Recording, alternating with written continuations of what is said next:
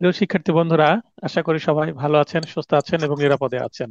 আজকে একটি গুরুত্বপূর্ণ আইন নিয়ে আমরা ক্লাস করব, সেটা হচ্ছে পার্ট 3, ফৌজদারি কার্যবিধি 1898, the code of criminal procedure 1898, সংক্ষেপে আমরা বলবো সিআরপিসি। তো আমরা পড়ছি আইন আদালত বার ভাইবা কমপ্লিট নোট। এই আইনের যে সম্ভাব্য ভাইবা প্রশ্ন বলে আমরা দেখে নিই দ্রুত। খুবই গুরুত্বপূর্ণ আইন। এই আইন থেকে সবচেয়ে বেশি প্রশ্ন হওয়ার সম্ভাবনা আছে, কারণ এই আইনে সবচেয়ে বেশি অ্যামেন্ডমেন্ট হয়েছে। 2025 সালে দুইবার অ্যামেন্ডমেন্ট হয়েছে, একবার 10 জুলাই, আরেকবার হচ্ছে 10 আগস্ট। আপিল বিভাগে মাজদার হোসেন মামলার রায় ঘোষিত হয় কোন সালে? 2001 সালে। এখানে বলা আছে একটা মানে মামলার কথা, একটা কেস রেফারেন্স সিআরপিসি তে খুবই গুরুত্বপূর্ণ।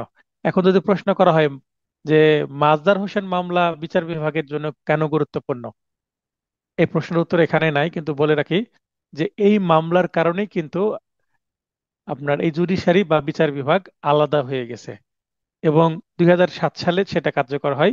ফৌজদারি কার্যবিধিতে জুডিশিয়াল ম্যাজিস্ট্রেট সম্পর্কিত বিধান কোন সনে অন্তর্ভুক্ত করা হয়? এটা 1 নভেম্বর 2007 সালে। যারা জুডিশিয়াল ম্যাজিস্ট্রেট আছেন, যারা সিভিল জজ আছেন, অন্যান্য জজ আছেন, তারা কিন্তু এই দিবসটিকে খুব গুরুত্বের সাথে পালন করেন। 1 নভেম্বর কিছুদিন আগে চলে গেল।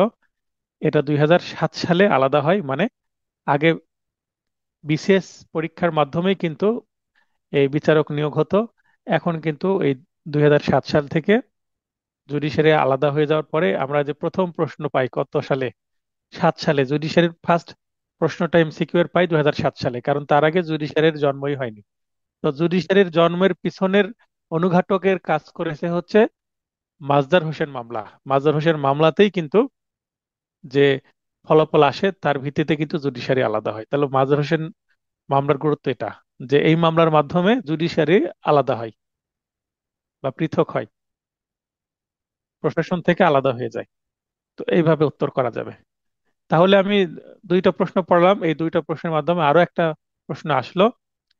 এই অংশটুকু আপনারা নোট করে নেবেন, অথবা অনেকের 1 সপ্তাহের মধ্যে ভাইবা। এই যে আমি গল্প করছি, এই গল্পের মাধ্যমে এটা মনে থাকার কথা, আশা করি। কারণ ভাইবা এমন একটা পরীক্ষা, যে পরীক্ষাটা কিন্তু মুখস্থ করে আপনি মনে রাখতে পারবেন না। হ্যাঁ, আপনাকে কি করতে হবে, মানে নলেজটাকে সামান্য রেখে, কোন কোন জায়গা থেকে প্রশ্ন করবে বলা যায় না, নোট করে নিয়েও সবকিছু হবে না। আপনি চাইলে নোট করে নিতে পারেন এই জায়গায়। কমপ্লেন্ট কি? এটা একটা সংজ্ঞা। জুডিশিয়াল ম্যাজিস্ট্রেটের নিকট দায়েরকৃত অভিযোগটাই হচ্ছে কমপ্লেন্ট, যেটাকে আমরা সিআর মামলা বলি। এই যে আমি যেটা লিখা আছে, লেখার সাথে একটু যে কথা যুক্ত করছি, এগুলোতে একটু ধ্যান দিবেন, তাহলে আপনারা এই উত্তরগুলোকে আরো পরিষ্কার করতে পারবেন, এবং এর কাছাকাছি যদি প্রশ্ন করে তাও উত্তর করতে পারবেন। দায়রা আদালতে কয়টি স্তরের বিচারক থাকতে পারে? আমরা জানি 3টি স্তরের বিচারক আছে। দায়রা জজ নিজেই, ইংলিশে যদি বলি সেশন জাজ কোর্ট বা আদালত, অতিরিক্ত দায়রা জজ আদালত অ্যাডিশনাল সেশন জাজ কোর্ট, ও যুগ্ম দায়রা জজ আদালত, ইংরেজিতে হচ্ছে জয়েন্ট ডিস্ট্রিক্ট জাজ কোর্ট। খুবই দুঃখের সাথে একটি নিউজ মানে বলছি, আজকের যে ঘটনাটা আমাদের রাজশাহীর বিজ্ঞ মহানগর দায়রা জজ আদালতের যিনি বিচারক, তার বাসায় একটা নারকীয় হামলা হয়েছে। তার একজন সন্তান মারা গেছেন, এবং তার স্ত্রীও কিন্তু আহত হয়েছেন। এখনো জানা যায়নি কি কারণে, এবং যিনি অ্যাটাক করেছেন তিনিও সেই হয়তো বা ধস্তাধস্তির কারণে আহত হয়েছে, এবং সেও কিন্তু চিকিৎসাধীন আছে। তো দেখা যাক কি কারণে হয়েছে। তো যেই কারণে হোক, এই ধরনের ঘটনা আমরা আসলে দেখে অভ্যস্ত না। এটা খুবই দুঃখজনক একটা ঘটনা, তীব্র নিন্দা জানাচ্ছি আমি। যেখানে একজন জেলার সর্বোচ্চ পর্যায়ের বিচারকের বাড়িতেই হামলা হয়, হয়তোবা পারিবারিক সূত্রে যে হামলা করেছে, পারিবারিক বন্ধু সহজে সে অ্যাক্সেস পেয়েছে। তো আমাদের আরো সতর্কভাবে চলতে হবে। কার সাথে আমরা চলাফেরা করছি, বন্ধু নির্বাচনেও আমাদের সতর্ক হতে হবে। আর এখন তো উস্কানিতে ভরপুর হয়ে আছে। গতকালকে আহ, আমি কিছু ভিডিও দেখলাম, সোশ্যাল মিডিয়া আছে, বাংলাদেশ বার কাউন্সিলকে নিয়েও কিন্তু অনেক নানান বিভ্রান্তি ছড়ানো হচ্ছে।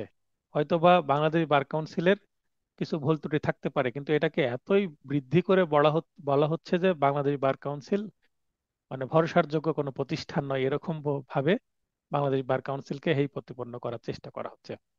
তো আমি যেটা মনে করি, আমার যারা স্টুডেন্ট নিয়মিত আমাকে ফলো করেছে, ইভেন আমার পেইড কোর্স ছাড়াও আমার শুধু ইউটিউব ভিডিও দেখেছেন, তারাও কিন্তু অনেকে এমসিকিউ রিটেন ভালোভাবে পাশ করে গেছেন।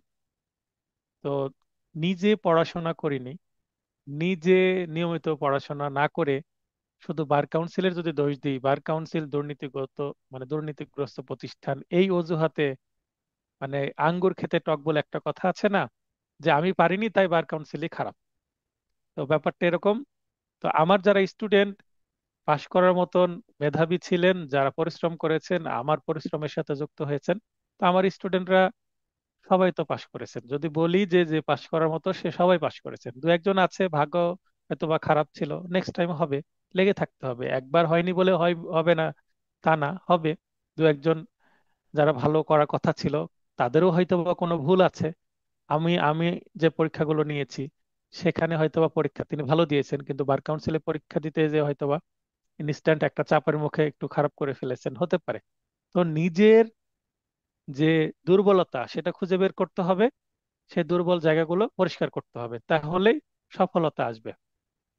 তো আমি মনে করি না যে বাংলাদেশ বার কাউন্সিলকে নিয়ে এত যে দুর্নাম হচ্ছে, এইটা আদৌ যারা মেধাবী তাদের কোনো ক্ষতির কারণ। যদি মেধা থাকে, যারা পড়াশোনা করেছেন পরিশ্রম করেছেন, তারা পাশ করবেই। তাদের পাশ আটকানোর কোনো সুযোগ নেই, এবং আসলেও তাদের পাশ আটকায় না। শুধু বিভ্রান্তিতে আপনারা কান দিবেন না, হতাশাগ্রস্ত হবেন না, পড়াশোনায় মনোযোগ দেন, আন্দোলন নিয়ে পড়ে থেকে লাভ নেই। বাংলাদেশ বার কাউন্সিলের রিভিউ এর ব্যবস্থা করে দিয়েছেন খুব সহজেই, এই রিভিউ নিয়েও কিন্তু অনেকে প্রশ্ন করছেন। তো আরেকটা বিষয় না বললেই নয়, আপনাদের যে এই 10 দিনের একটা স্কেডিউল বা শিডিউল দেওয়া হয়েছে, সময়সূচি দেওয়া হয়েছে ভাইবার, শেষের দিকে কিছু বোর্ডে ডট ডট দিয়ে ফাঁকা রাখা হয়েছে যে 77 জন করে নেওয়া হবে। অনেকেই এটা মনে করছেন যে হয়তোবা 400 মতো স্টুডেন্টকে রিভিউ পাস করানো হবে, আর বাদ বাকি ফেল করানো হবে। তো যারা পাস করানোর মতো, সেটা 400 জন হোক আর একজন হোক, পাস করবে। অথবা 1000 2000ও পাস করতে পারে, সেটা বিষয় না। কিন্তু এই যে ডট ডট দেওয়া হলো, কেন দিয়েছে? এটা বোঝানো যে এইভাবে চলতে থাকবে। সর্বশেষ যে দিন, যে শেষের বোর্ড গুলো যে ফাঁকা রাখা হয়েছে এভাবে ডট ডট দিয়ে, এটা বোঝানো হয়েছে এভাবে কন্টিনিউ হবে। এখন এই 10ম দিনে 25 তারিখে যদি ভাইবা শেষ না হয়, 26 তারিখে হবে, 27 তারিখে হবে।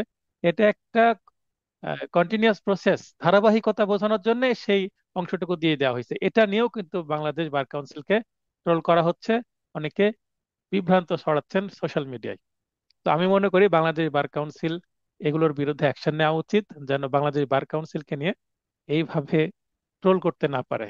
কারণ এটি একটি স্বায়ত্তশাসিত প্রতিষ্ঠান, আমাদের অভিভাবক প্রতিষ্ঠান। আমি একজন অ্যাডভোকেট, রাজশাহী জাজ কোর্টে প্র্যাকটিস করছি। তো বাংলাদেশ বার কাউন্সিলকে নিয়ে যদি নেতিবাচক কথা হয়, আমার অভিভাবক যেহেতু প্রতিষ্ঠান, আমার একটু খারাপ লাগার কথা। তো আমি এই ধরনের এই বিভ্রান্তিকর যে কথা ছড়ানো হচ্ছে, এগুলোর তীব্র বিরোধিতা করছি, আমি নিন্দা জানাচ্ছি। এবং যারা আমাকে পছন্দ করেন, আমার ভিডিও পছন্দ করেন, আমি বলবো ইতিবাচক দৃষ্টিভঙ্গি নিয়ে আসেন। যারা নেতিবাচক কথাবার্তা বলে, তাদের সাথে যুক্ত হওয়ার দরকার নেই। কারণ আপনি যাদের সাথে চলাফেরা করবেন, আপনার ক্যারিয়ার সেই দিকেই যাবে। বাংলাদেশ যে দুর্নীতিগ্রস্ত, একেবারেই না তা না, দুর্নীতি আছে। তাই বলে ওই 100%-এর মধ্যে 1% যদি দুর্নীতি থাকে, আপনার ভাগ্যে ওই 1%-এর জন্য আপনি ক্ষতিগ্রস্ত হলেন তা না। তো পজিটিভ থাকেন, নিজ নিজ ধর্ম অনুসারে নিজের ধৈর্য বজায় রাখেন। সব ধর্মই কিন্তু ধৈর্য বজায় রেখে কাজ করার কথা বলে। আমি যখন ভাইবা দিতে যাই, আমার পরিচিত যারা শুভাকাঙ্ক্ষী, তারাও আমাকে বলেছিল তদবির করা লাগবে কিনা। বিনা পয়সায় আমাকে তদবিরের সুযোগ করে দেওয়া হয়েছিল, অনেক বড় একজন ব্যক্তির সাথে দেখা করার। তো আমি সেটার প্রয়োজন মনে করিনি। কারণ আমার যদি মেধা থাকে, আমি এমসিকিউ রিটেন এক চান্সে পাশ করেছি, আমি ভাইভাও এক চান্সে পাশ করব। যে তদবির বা টাকার বিনিময়ে যারা চেষ্টা করে বা হয়, তারা সারা জীবনের জন্য একটা হীনমন্যতায় ভুগবে। তো মেধার জোরে পাশ করে আসেন, আমার স্টুডেন্টদেরকে তদবির করার দরকার হবে না আমি মনে করি, কখনো হয়ওনি, হবেও না। এবং ভবিষ্যতে কখনো আমার যদি কোচিং সেন্টার টিকে থাকে, আহ, এখন আমি অনলাইনে করাচ্ছি, অফলাইনে করব, কখনো তদবিরের কাজ করার প্রয়োজন হবে না আশা করি। আচ্ছা, এরপরে আমরা পড়াশোনায় ফেরত আসি। প্রতিটি জেলায় সর্বোচ্চ ফৌজদারি আদালতের বিচারক কে?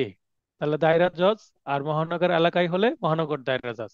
দায়রা জজ এবং মহানগর দায়রা জজ দুইজনই কিন্তু নিজ নিজ জায়গায় প্রধান। এখন জেলার প্রধান বলা হয়েছে, তাহলে মহানগরের যে প্রধান তিনি হবেন মহানগর দায়রা জজ। কিন্তু জেলা জজ এবং মহানগর দায়রা জজের মধ্যে যদি তুলনা করা হয়, তাহলে এখানে কিন্তু দায়রা জজের ক্ষমতা বেশি, কারণ তিনি জেলার প্রধান। মহানগর দায়রা জজ দায়রা জজের কিন্তু আন্ডারে না, কিছু কিছু কিছু প্রশাসনিক ক্ষেত্রে কিন্তু দায়রা জজ প্রধান ভূমিকা পালন করেন একজন জেলার প্রধান হিসাবে।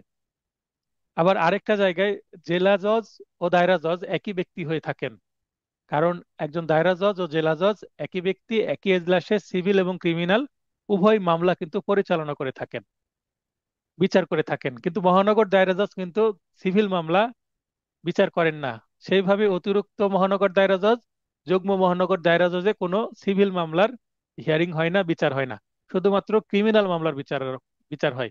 সেই ক্ষেত্রে কিন্তু মহানগর এলাকার যে দায়রা জজ গুলো আছেন তিন প্রকারের, তাদের থেকে দায়রা এলাকার দায়রা জজের কিন্তু ক্ষমতা বা কাজ একটু বেশি। আচ্ছা, রনি আপু কথা বলতে চাচ্ছেন, বলেন। স্যার, একটা প্রশ্ন ছিল যে আমাদের হুম হুম। ডিসি স্যার, আহ, ইনি একটা জেলায় বড় হন নাকি দায়রা জজ বড় হন? মানে ক্ষমতা কার এখানে বেশি? এই প্রশ্নটা অনেকদিন এখানে মনে হয়েছে। হ্যাঁ, এখানে যিনি ডিসি, ডিস্ট্রিক্ট কমিশনার বা জেলা প্রশাসক, তারও আবার জি দুই স্যার। ধরনের পদ আছে। দুই ধরনের পদ আছে। তিনি যখন প্রশাসনিক দায়িত্ব পালন করছেন তিনি জেলা প্রশাসক। জেলার প্রশাসক, যদি আমরা রাজা বাদশার সময়ের কথা চিন্তা করি, তাহলে তিনি একটা জেলার রাজা। রাজা শাসন করে তার নিজ নিজ প্রজাদের তার শাসন এলাকায়। তেমনি একজন জেলার প্রধান হচ্ছেন, প্রশাসনিক প্রধান হচ্ছেন জেলা প্রশাসক। তিনি জেলাকে দেখবেন। ঠিক আছে, এইভাবে প্রশাসনিক ক্ষমতার যদি চিন্তা করি, তাহলে কিন্তু জেলা জজ এর থেকেও কিন্তু জেলা প্রশাসক বড়। কারণ পুলিশকে অর্ডার দেওয়া, প্রশাসনিক সিদ্ধান্ত নেওয়া কিন্তু কার কাজ? জেলা জজের কাজ। যেমন লকডাউনের সময় আমরা দেখেছি, যে করোনার সময়ের কথা বলছি, করোনার সময় যে লকডাউন দেওয়ার সিদ্ধান্ত কিন্তু জেলা জজ নিতে পারবেন না, নিবে কে? জেলা প্রশাসক, কারণ জেলার শাসন ব্যবস্থা তিনি দেখবেন। কিন্তু বিচার বিভাগের যদি চিন্তা করি, বিচার বিভাগের সাথে কিন্তু আবার এখানে জেলা প্রশাসকও জড়িত আছেন, কারণ জেলা প্রশাসক যখন বিচারিক দায়িত্ব পালন করছেন তখন ওনাকে বলা হচ্ছে জেলা ম্যাজিস্ট্রেট, ডিস্ট্রিক্ট ম্যাজিস্ট্রেট। তো যখন ডিস্ট্রিক্ট ম্যাজিস্ট্রেটের কথা চিন্তা করি, তখনও বিচারিক ক্ষেত্রে যদি চিন্তা করি, তখন ডিস্ট্রিক্ট ম্যাজিস্ট্রেট কিন্তু জেলা দায় মানে জেলা ও দায়রা জজের কিন্তু আন্ডারে থাকবেন। তাহলে যদি আমি কথা বলি যে প্রশাসনিক চিন্তা ভাবনা যদি করি, তাহলে অবশ্যই জেলা প্রশাসক উপরে আছেন। কিন্তু বিচারিক দৃষ্টিকোণ থেকে যদি দেখি, তাহলে জেলা ও দায়রা জজ কিন্তু অবশ্যই বিচারিক ক্ষমতার দিক দিয়ে অনেক উপরে। কারণ নির্বাহী যে কোর্টগুলো আছে, নির্বাহী এক দুই এবং অতিরিক্ত জেলা ম্যাজিস্ট্রেট যা এডিএম কোর্টগুলো আছে, সবগুলোর যে সিদ্ধান্ত, এর বিরুদ্ধে যদি আমি আপিল করতে যাই, কোথায় করতে হবে? জেলা ও দায়রা জজ আদালতে।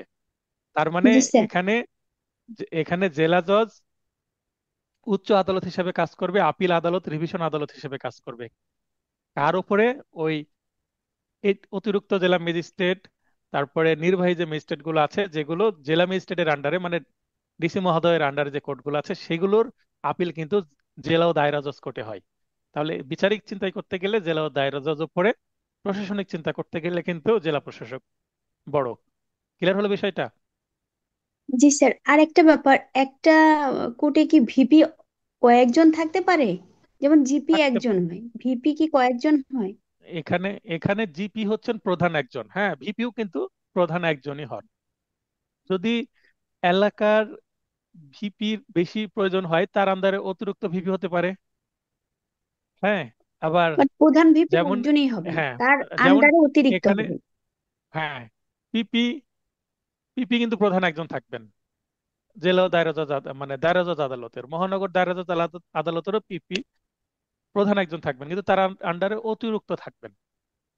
বুঝতে পেরেছেন? যেমন দায়রা জজ যেমন একটা হয়, দায়রা জজ কিন্তু একজনই, তার আন্ডারে অতিরিক্ত দায়রা জজ, যুগ্ম দায়রা জজ এভাবে থাকবেন। অতিরিক্ত দায়রা জজ কিন্তু তিন চার পাঁচ অনেক হতে পারে। আমাদের রাজশাহীতেও দায়রা জজ একটাই, কিন্তু অতিরিক্ত দায়রা জজ কিন্তু অনেক। তেমনি আপনাদের এলাকাতেও তেমনি হবে, দায়রা জজ একটাই হবে, অতিরিক্ত দায়রা জজ একাধিক হতে পারে। জি স্যার, বুঝতে পারছি। Thank you sir. তো এই জিনিসগুলো ক্লিয়ার হতে হবে, হ্যাঁ।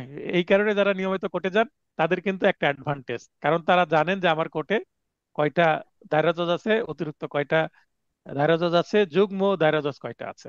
যেমন আমাদের রাজশাহীতে দায়রা জজ একটা, অতিরিক্ত দায়রা জজও কিন্তু একটাই ছিল। অতিরিক্ত মহানগরের এলাকায় কথা বলছি।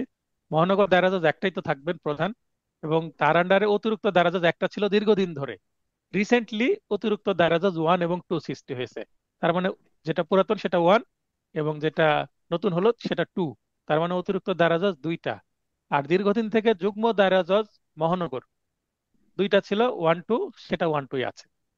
তো রিসেন্টলি আরো কিছু আদালতের সংখ্যা বাড়ছে, এটা সময়ের প্রয়োজনে হচ্ছে। কিন্তু অবকাঠামো তো আমাদের নেই, বসার জায়গা নেই, ছোট ছোট কোর্ট। তো আসলে অবকাঠামো দরকার, শুধু পদ সৃষ্টি করলে হবে না। আবার অনেক স্যার, আমি কাগজ কলমে আরেকটা বিষয় খেয়াল আদালতের নাম করলাম। আছে, কলমে আদালতের নাম আছে, কিন্তু বাস্তবে জজ নিয়োগ করা হয়নি। তো যত জজ নিয়োগ করা হবে, যত অবকাঠামো তৈরি করা হবে, অবকাঠামো বলতে কোর্ট রুম, বিল্ডিং, ভবন, সেক্ষেত্রে অবশ্যই মামলা জট কমবে। হ্যাঁ, রনি আপু বলেন। স্যার হচ্ছে আমাদের রংপুর কোর্টে নারী ও শিশু নির্যাতন এই তিনটা আদালত, 1 2 3। তো এনাদের হ্যাঁ, হচ্ছে আমি সিলগুলো নিয়ে আসছি যাতে ওনাদের নামগুলো আমি জানতে পারি। তো নামের নিচে আচ্ছা। লেখা বিচারক জেলা ও দায়রা জজ, আবার নিচের লাইনে লেখা নারী ও শিশু নির্যাতন ট্রাইব্যুনাল আদালত 1, নারী ও শিশু নির্যাতন ট্রাইব্যুনাল আদালত 2। মানে অন্যান্য হুম, হুম, কোনো বিচারকের সিলের সাথে আমি জেলা ও দায়রা শব্দটা দেখি নাই। এনাদের হুম, নামের হুম। সাথে এই জেলা ও দায়রাটা অ্যাড কেন, এটা আমি বুঝতে পারিনি। এটা এটা খুবই সুন্দর প্রশ্ন। তবে আমি মনে হয় এমসিকিউ এবং রিটেন ক্লাসে এটা একাধিকবার আলোচনা করেছি, হয়তোবা ক্যাচ করতে পারেননি। এখন আর একটু ক্লিয়ার করে প্রশ্ন করলে সেটা ক্লিয়ার হবে।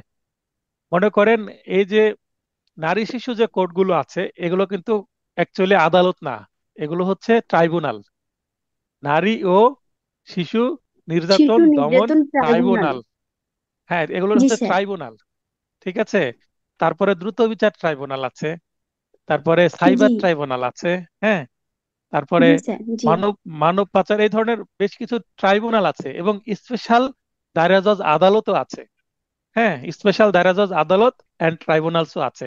দেখবেন কোর্টের নামের সাথে এদিকে এত নম্বর দায়রা জজ ও ট্রাইব্যুনাল এত নম্বর, মানে এখানে ট্রাইব্যুনাল নাম্বার আলাদা, আবার দায়রা জজ নাম্বার আলাদা। তার মানে একই ব্যক্তি একই কোর্ট রুম দুইটা পদ হোল্ড করছেন, একটা হচ্ছে দায়রা জজ সেশন জাজ হিসেবে, আবার তিনি ট্রাইব্যুনালের বিচারক হিসেবেও কাজ করছেন। এখন যারা ট্রাইব্যুনালের বিচারক হবেন, তার আসলে পদমর্যাদা কি হবে? তিনি কি ম্যাজিস্ট্রেট? তিনি কি সিভিল জাজ? তিনি কি সিনিয়র সিভিল জাজ? তিনি কি মানে যুগ্ম দায়রা জজ? তিনি অতিরিক্ত দায়রা জজ, না দায়রা জজ, না তিনি জাস্টিস হবেন? যেহেতু লোয়ার কোর্টের কথা হচ্ছে, নিশ্চয়ই কোনো জাস্টিস হবে না লোয়ার কোর্টে। দায়রা জজ পর্যন্ত সর্বোচ্চ, জেলা পর্যায়ে জি সর্বোচ্চ স্যার। জজ কি দায়রা জজ, তাই না? তার নিচে দায়রা হচ্ছে জজ। অতিরিক্ত দায়রা জজ, তার নিচে হচ্ছে যুগ্ম দায়রা জজ, যেটা যুগ্ম অলরেডি আমার এই যুগ্ম যে চার দায়রা জজ। নম্বর পয়েন্টে আছে, এবং 5 নম্বর এখানে পয়েন্টে আছে। এখন আমি যেটা বলছি যে যে ট্রাইব্যুনাল গুলো আছে এবং স্পেশাল দায়রা জজ গুলো আছে, তাদের প্রত্যেকের পদবি হচ্ছে বা যোগ্যতা হচ্ছে জেলা ও দায়রা জজ সমতুল্য। আমি আবারও বলছি, যতগুলো ট্রাইব্যুনাল আছে একটি জেলায়, এই ট্রাইব্যুনালের প্রতিটি বিচারকের পদমর্যাদা, ক্ষমতা জেলা ও দায়রা জজ পর্যায়ের। মানে জেলা ও দায়রা জজের যে ক্ষমতা, যে পদমর্যাদা, ঠিক সেম ক্ষমতা, সেম পদমর্যাদা। আমরা 31 ধারাতে কি পেয়েছি? দায়রা জজের ক্ষমতা।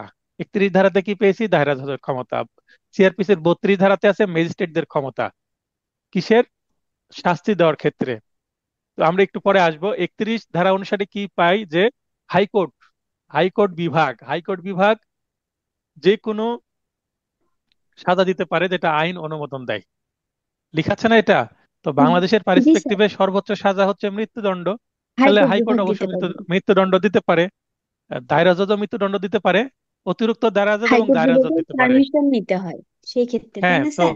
মৃত্যুদণ্ড মৃত্যুদণ্ড দেওয়ার জন্য পারমিশন লাগে না, মৃত্যুদণ্ড কার্যকর করার জন্য অর্থাৎ ফাঁসিয়ে ঝুলিয়ে মৃত্যুদণ্ড কার্যকর করতে অনুমোদন লাগে, যেটা ডেথ ডেথ রেফারেন্স বলে। আ- রেফারেন্স। জি স্যার। যেটা 8 নম্বরে আছে, যেটা একটু পরে আসছে, 8 নম্বরে আছে। তো এখন আমি যেটা বলতে চাচ্ছি, যে এই যে দায়রা জজ, অতিরিক্ত দায়রা জজ মৃত্যুদণ্ড দিচ্ছেন, তো ট্রাইব্যুনালও কিন্তু মৃত্যুদণ্ড দেয়। লক্ষ্য করেছেন কি, নারী শিশুতে মৃত্যুদণ্ড হয় না? জি স্যার, দিতে পারেন। কেন দিতে পারেন? 31 ধারা অনুসারে উনি একজন দায়রা জজ, এবং 31 ধারা অনুসারে উনি মৃত্যুদণ্ড দিতে পারবেন। বুঝতে পেরেছেন? তার মানে নারী শিশু ট্রাইব্যুনাল বা অন্যান্য যে কোনো ট্রাইব্যুনালের বিচারক মানে উনি দায়রা জজ যে ক্ষমতা প্র্যাকটিস করবেন, যে শাস্তি দিতে পারবেন, ঠিক একই ধরনের শাস্তি তিনি দিতে পারবেন।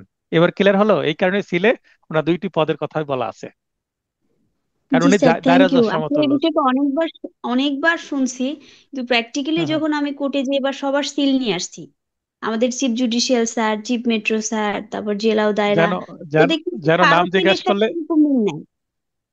তাহলে নাম জিজ্ঞাসা করলে কিন্তু সুবিধা হবে এবার। যেহেতু সিল নিয়ে আসছেন বলতে আপনি তো ফিজিক্যাল সিল, হ্যাঁ, মানে সিলের একদম। লেখাটা নিয়ে আসছেন।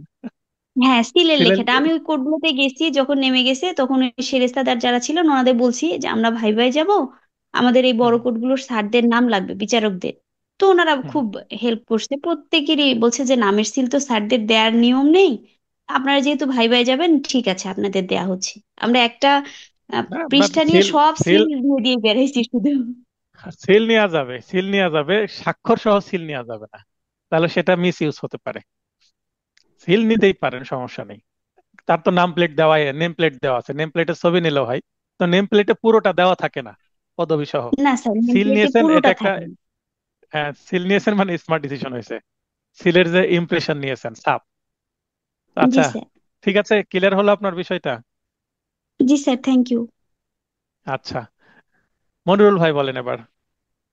আসসালামু আলাইকুম স্যার। হ্যাঁ, ওয়ালাইকুম আসসালাম। আমার প্রশ্ন ছিল হচ্ছে মহানগর দায়রা জজ স্যার যখন ট্রান্সফার হয়ে যাবে, বদলি হলো কোনো হুম। কারণে, যে সময়টা নতুন কোনো মহানগর দায়রা জজ যতদিন দায়িত্বপ্রাপ্ত না হন, ততদিন কি হচ্ছে ভারপ্রাপ্ত হিসেবে কি অতিরিক্ত মহানগর দায়রা জজ স্যার কি দায়িত্ব পালন করবেন? ইয়েস, এক্স্যাক্টলি এটাই করা হয়। মহানগর দায়রা জজ নাই, অতিরিক্ত দায়রা জজ 1 2 3 যে কোনো একজনকে দিয়ে দিবেন দায়িত্ব। চার্জের জজ হিসেবে উনি দায়িত্ব পালন করবেন। এই কারণে তো অতিরিক্ত হিসেবে রাখা, অতিরিক্ত চাপ নেওয়া, বা যখন কোনো বিচারক ছুটিতে থাকবেন তার পরিবর্তে আরেকজন দায়িত্ব পালন করবেন, জি স্যার। এটাই করা জি হয় স্যার। বাস্তবে। আদালতে গেলে অনেক অ্যাডভান্টেজ পাওয়া যাবে, আপনার চোখের সামনে এটা হতে দেখবেন। দেখবেন যে আজকে মিস কেস হিয়ারিং দায়রা জজে হচ্ছে না, মহানগর দায়রা জজে হচ্ছে না, কেন? ছুটিতে আছেন উনি। তার পরিবর্তে হচ্ছে অতিরিক্ত দায়রা জজ বা অতিরিক্ত মহানগর দায়রা জজ এত নম্বরে। এটা যদি কোর্টে যান জুনিয়র হিসেবে, তাহলে আপনি এটা নিজের চোখে দেখতে পারবেন মাল্টিপল টাইমস। তাহলে এটা আর পড়ে মুখস্থ করার দরকার হবে না, প্র্যাকটিক্যাল নলেজ থেকেই আসবে। এই কারণে যারা জি জুনিয়র, আমার ইউটিউব ভিডিও যারা দেখছেন, যারা জুনিয়রশিপ করছেন, নেক্সট টাইম পরীক্ষা দিবেন, তারা কিন্তু কোর্টে যাবেন, মাঝে মধ্যে কোর্টে যাবেন, বেড়াতে না, কাজের জন্য যাবেন। নিয়মিত কোর্ট করবেন, অ্যাক্টিভ আপনি জুনিয়রশিপ করবেন। সেই ক্ষেত্রে সিনিয়র কত ফি দিচ্ছে সেটা ম্যাটার না, কাজটা বুঝতে হবে, কাজটা শিখতে হবে। তাহলে এমসিকিউ, রিটেন, ভাইবা, ইভেন ভবিষ্যতে যখন আপনি অ্যাডভোকেট হবেন, কোর্টে প্র্যাকটিস করতে গিয়ে কিন্তু আর সিনিয়রের বকা খেতে হবে না, কারণ আপনি অলরেডি প্র্যাকটিক্যাল অনেক কিছু জেনে গেছেন। বিশেষ করে কোর্ট চেনাও কিন্তু একটা টাফ। আমি যখন প্রথম জুনিয়র হিসেবে কোর্টে আসি, 3 মাস সময় লেগেছে আমার কোর্ট চিনতে। এখনো আমলি আদালত চিনতে সমস্যা হয় মাঝে মধ্যে, কারণ পরিবর্তন করে দেয়। তো আমাকে যদি প্রশ্ন করা হয় আমাদের রাজশাহীতে কয়টি কোর্ট আছে, আমি উত্তর দিতে পারবো না এই মুহূর্তে, কারণ রিসেন্টলিও কিছু কোর্ট সংখ্যা বৃদ্ধি পেয়েছে। তো প্রায় 40+ কোর্ট হবে আমাদের রাজশাহীতে, প্রতিটা কোর্টকে যদি আমি চিন্তা করি। তো যখন আপনি এতগুলো কোর্ট না চিনতে পারবেন, একটা হাজিরা, একটা পিটিশন কোথায় জমা দিবেন, জমা দেওয়ার জন্য যেমন মুহুরিদের কাজ এগুলো, কিন্তু জুনিয়র হিসাবে আপনি যখন কোর্টে যাবেন, নতুন যারা জুনিয়রের কথা বলছি, আগে মুহুরির কাজগুলোই শিখতে হবে, যেগুলো মুহুরি হাজিরা লিখা থেকে শুরু করে সবকিছু, ডেট নিয়ে আসা, ডায়েরি আপডেট করা। মুহুরির কাজ যদি ভালো বোঝেন তাহলে ভালো লয়ার হতে পারবেন, না হলে মুহুরিরা ভুল করলে কিন্তু আপনার মামলার ক্ষতি হয়ে যাবে। তাই মুহুরির কাজ আমি আগে শিখেছি, আগে বুঝেছি, মুহুরির আন্ডারে কাজ করেছি, তারপরে ওকালতি বোঝার চেষ্টা করেছি। কারণ মুহুরি হচ্ছে আদালত, মানে একটা সেরেস্তার হচ্ছে পরিচালক, অ্যাডভোকেটদের পরিচালনা করে কিন্তু মুহুরি জি সবকিছু স্যার। রেডি করে দেয়। যেমন একটা কলেজের প্রিন্সিপাল ক্ষমতাধর সবকিছু করেন, কিন্তু ওই যে ক্লার্ক যারা আছেন, কার্যালয় যেটা আছে সেখানে কিন্তু সব কাজগুলো হয়।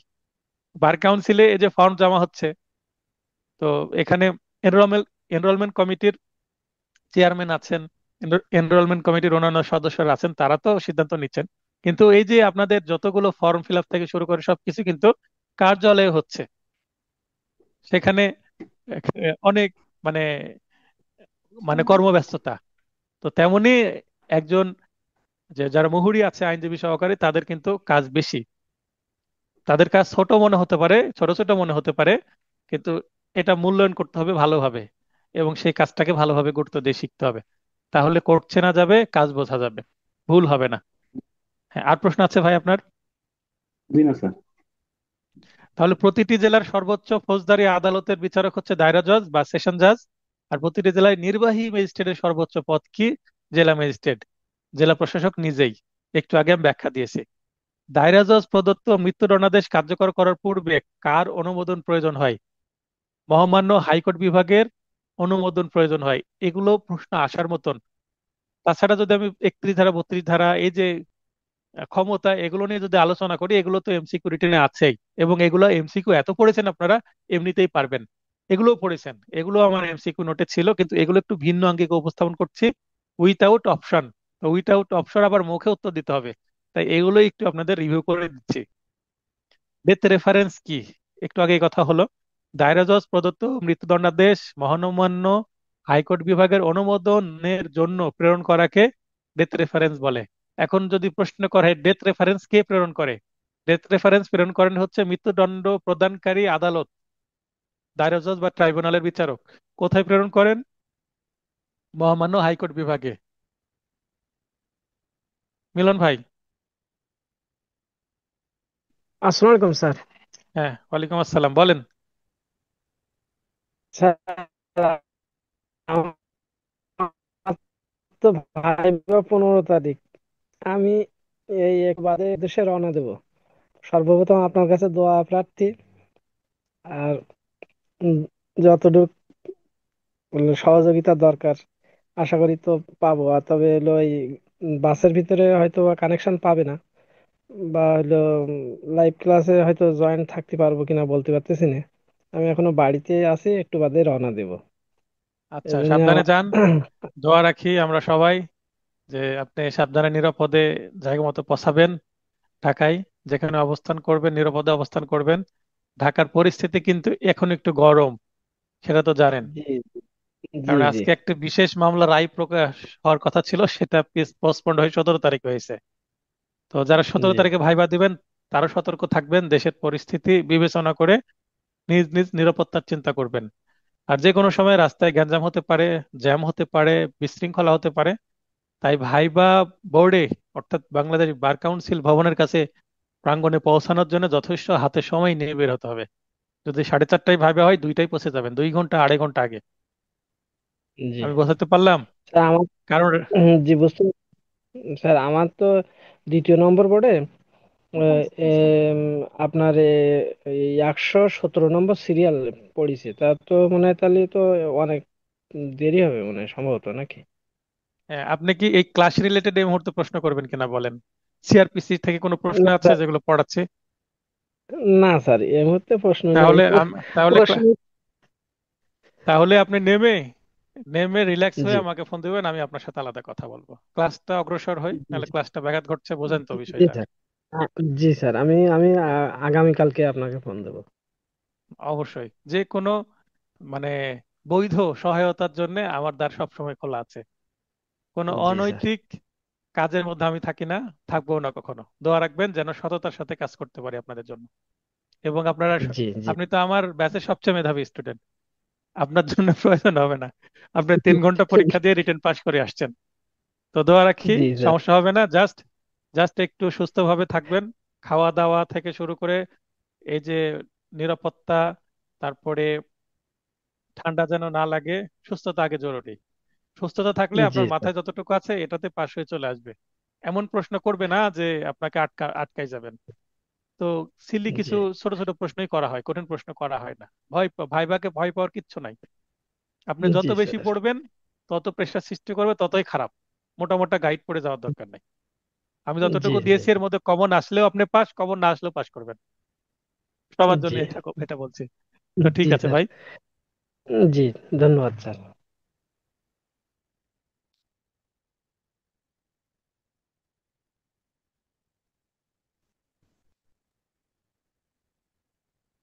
নিম্ন আদালত বা লোয়ার কোর্ট কি?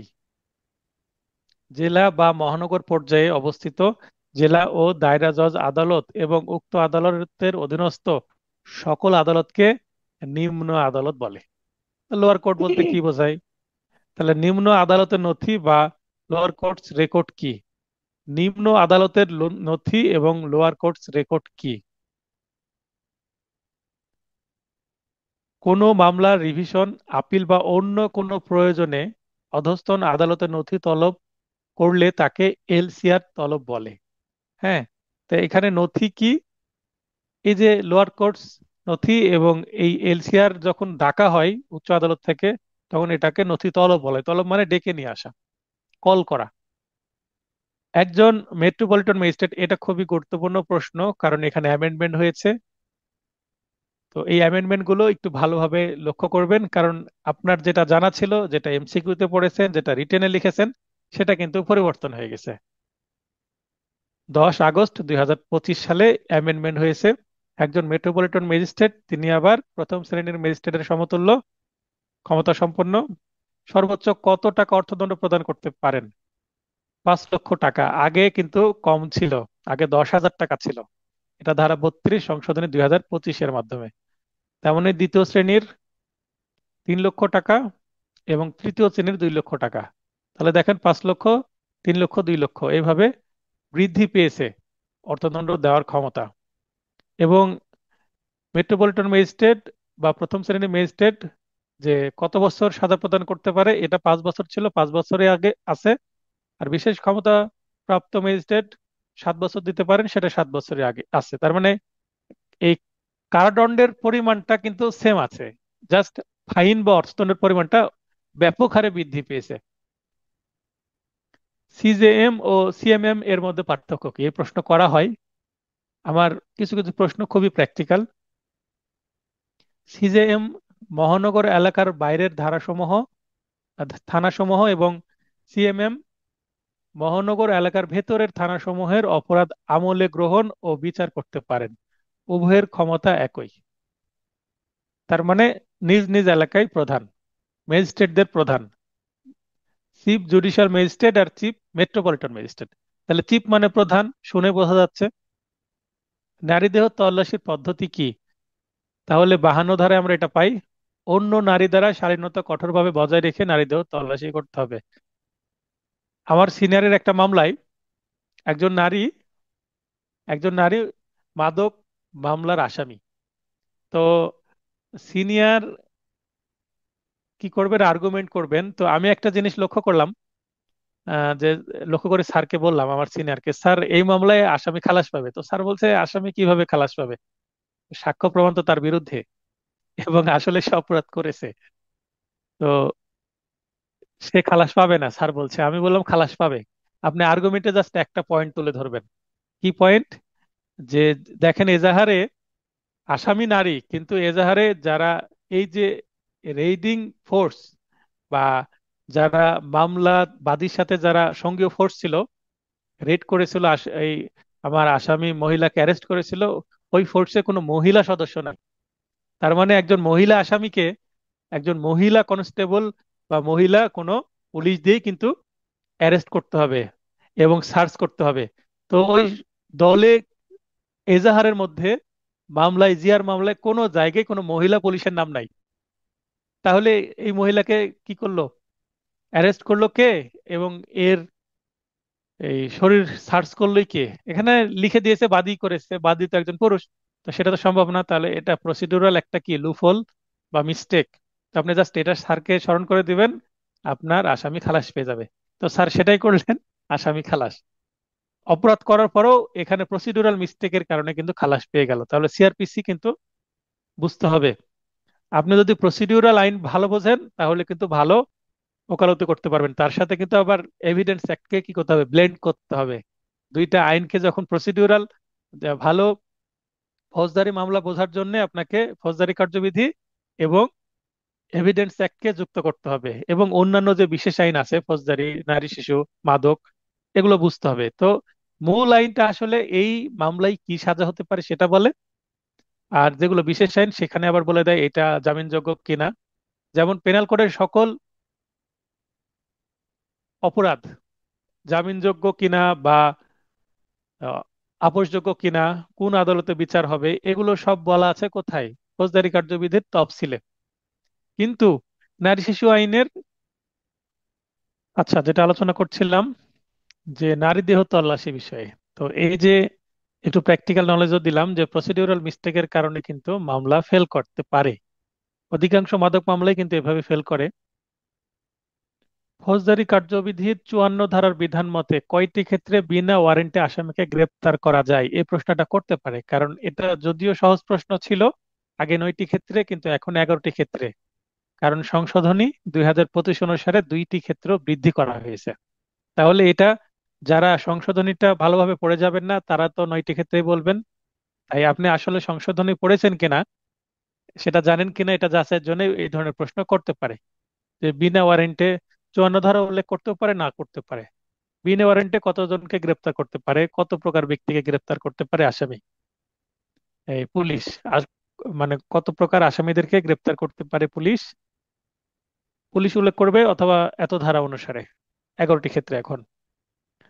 তারপরে ফৌজদারি কার্যবিধির কত ধারার বিধান মতে গ্রেপ্তারকৃত ব্যক্তিকে গ্রেপ্তারকালে, মানে গ্রেপ্তারের সময়, ওই ব্যক্তিকে গ্রেপ্তারের কারণ জানাতে হবে। আগে না জানিয়ে আসামিকে বা কোনো ব্যক্তিকে তুলে নিয়ে চলে যেত পুলিশ, এখন সেটা সম্ভব না, তাকে জানাতে হবে। নতুন একটি ধারা আসছে 54A। গ্রেপ্তারকৃত ব্যক্তিকে আদালতে সোপর্দের আগে, মানে আদালতে চালান দেওয়া বলে, চালানের আগে কত ঘন্টা পর্যন্ত পুলিশের হেফাজতে রাখা যায়? 24 ঘন্টা সর্বোচ্চ। তবে এই যে যাতায়াতের সময়, যেখান থেকে গ্রেপ্তার করলো সেখান থেকে থানায় নিয়ে আসা, থানায় মামলাটা ফাইলিং করা, মামলা এন্ট্রির পরে আবার সময় মতন সেটা আদালতে নিয়ে যাওয়া, তো এই সময়টা 24 ঘন্টার বেশি করা যাবে না। তো এই যে যাতায়াতের সময়টা, যেটা যেই সময়টা আসামিকে অ্যারেস্টের জায়গা থেকে পুলিশের কাছে থানায় নিয়ে আসা, ওসির কাছে নিয়ে আসা, এবং এই থানা থেকে আবার আদালতে নিয়ে যাওয়া, এই যাতায়াতের টাইমটা বাদ যাবে। মহানগর এলাকায় বেআইনি সমাবেশ ছত্রভঙ্গ করার জন্য সামরিক শক্তি প্রয়োগের আদেশ দিতে পারেন কে? Police commissioner. তো মহানগর এলাকায় হলে পুলিশ কমিশনার, আর মহানগর এলাকা যদি না হয় তাহলে যে কোনো নির্বাহী ম্যাজিস্ট্রেটই এই আদেশ দিতে পারেন মহানগর এলাকার বাইরে। 144 ধারা যেটা, এই ধরনের ক্ষমতা প্রয়োগ করে দেওয়া হয়। তো এর আগে যেটা বলছিলাম যে 24 ঘন্টা আটকের যে বিষয়টি, এখানে আরেকটু প্রশ্ন করতে পারে যে আদালতে আসামিকে বা গ্রেপ্তারকৃত ব্যক্তিকে সোপর্দ, সেটা কি শুধুমাত্র আদালত চলার দিনই, যেমন শুক্র শনিবার যেদিন আদালত বন্ধ থাকে সেদিনকে দেওয়া যায় কিনা? হ্যাঁ, শুক্র শনিবারেও কিন্তু আসামিকে চালান দেওয়া হয় কোর্টে। সমন জারির নতুন পদ্ধতি কি? সমন জারির কিন্তু আগে পুরাতন কিছু পদ্ধতি ছিল, এখন কিন্তু ইলেকট্রনিক্স মাধ্যম, যেমন SMS, short message service, voice call, instant messaging service ও ইমেলের মাধ্যমেও কিন্তু সমন জারি করা যাবে। এটা ফৌজদারি মামলার কথা বলছি। সিভিল প্রসিডিউর যখন আমরা পড়ব সেখানেও আমরা এই ধরনের কিছু পদ্ধতি আপডেট হয়েছে। মানে এখন আসামিকে মোবাইল ফোনে কল দিয়েও কিন্তু সমন জারি করা যেতে পারে। এই কারণে কিন্তু মামলায় আসামিদের সম্ভব হলে নাম দিতে হবে, বাদী নাম তো দিতেই হয়, মোবাইল নাম্বার, তাহলে সুবিধা হয়। তার প্রমাণ সংরক্ষণ করতে হবে, যে কিভাবে তাকে সমন দেওয়া হলো সেটার প্রমাণও রাখতে হবে, না হলে সে তো অস্বীকার করতে পারে। এটা কিন্তু সংশোধনী হয়েছে 69 ধারায়। সমনের তলবি ব্যক্তিকে পাওয়া না গেলে পরিবারের প্রাপ্তবয়স্ক নারী সদস্যের নিকট সমন দেওয়া যাবে কি? আগে কিন্তু যাওয়া যেত না। 2000, এই যে 25 সালের 60 ধারার বিধান মতে, সরি 70 ধারার বিধানে কিন্তু একটা পরিবর্তন এসেছে। আগে লেখা ছিল যে শুধুমাত্র পুরুষ সদস্যের ওপরে দেওয়া যাবে, এই পুরুষ সদস্য কথাটা চলে গেছে। তাহলে বর্তমানে পরিবারের প্রাপ্তবয়স্ক নারী ও পুরুষ উভয় সদস্যের উপর কিন্তু সমন জারি করা যাবে। সংশোধনীর আগে নারী সদস্যকে কিন্তু সমন দেওয়া যেত না, মানে নারী সদস্যের কাছে সমন দিলে সমনটা জায়গা মতন বা আসামি বরাবর পৌঁছাবে না, এরকম মনে করা হতো, কারণ নারী সদস্যরা অতটা সচেতন ছিল না। আমরা কত সালের আইন পড়ছি, 1898 সালের, অনেক আগে। তাই হয়তোবা নারীরা সচেতন কম ছিল, এখন নারীরা শিক্ষিত হয়েছে, সচেতন হয়েছে, তাই নারীদের হাতেও ভরসা করে সমন দেওয়া যেতে পারে। এই কারণেই এটা করা হয়েছে। জব্দ তালিকা বা সিজার লিস্ট কি, এটা গুরুত্বপূর্ণ প্রশ্ন, এটা কিন্তু করা হয়। এটা বারবার কিন্তু প্রশ্ন আসে এটা ভাইভাতে। ফৌজদারি কার্যবিধির 103(2) ধারার বিধান মতে কোনো তল্লাশি কার্য পরিচালনার ফলে আটককৃত আলামত সংগ্রহ পূর্বক সাক্ষীদের উপস্থিতিতে ঘটনাস্থলে যে তালিকা প্রস্তুত করা হয় তাকে জব্দ তালিকা বা সিজার লিস্ট বলে। সংক্ষিপ্ত ভাবে যদি বলতে চাই, যদি প্রশ্ন করে সিজার লিস্ট কি, ধারা যদি মনে না থাকে, ধারা উল্লেখ করার দরকার নেই, বলবেন যে কোনো ঘটনাস্থলে, কোনো অপরাধের ঘটনাস্থলে তল্লাশি করার পরে যদি কোনো কিছু উদ্ধার হয়, সেটা জব্দ করার দরকার হলে যে জব্দ করার পর সে আলামত যখন পুলিশ নিয়ে যাবে তার আগে একটি তালিকা তৈরি করেন, সেই তালিকাটাকে সিজার লিস্ট বা জব্দ তালিকা বলে। কি কি জব্দ করা হলো, দ্যাটস অল, এটাই। তাহলে যদি জব্দ তালিকা কাকে বলে ধারা উল্লেখ করলেন না, তারপরে যদি বলেন তো কত ধারায় আছে, তখন আপনাকে কষ্ট করে ধারা বলতে হবে। অর্থাৎ ধারা আপনি নিজে থেকে আগ বাড়িয়ে বলতে যাবেন না। কারণ আপনি একটা প্রশ্ন করলে হয়তোবা আপনি একটা প্রশ্নের উত্তর পারলেন, এখন যখন আপনি প্রথম প্রশ্নের উত্তর ধারা বলে দিলেন, তখন হয়তোবা সেকেন্ড প্রশ্ন আর এটা করলো না, কিন্তু যখন ধারা বললেন না, সেকেন্ড প্রশ্ন এটা কত ধারায় আছে, তখন আপনার দুইটা প্রশ্ন কাউন্ট হলো, অর্থাৎ 5 5 10 নম্বরের প্রশ্ন আপনি কমন পেয়ে গেলেন।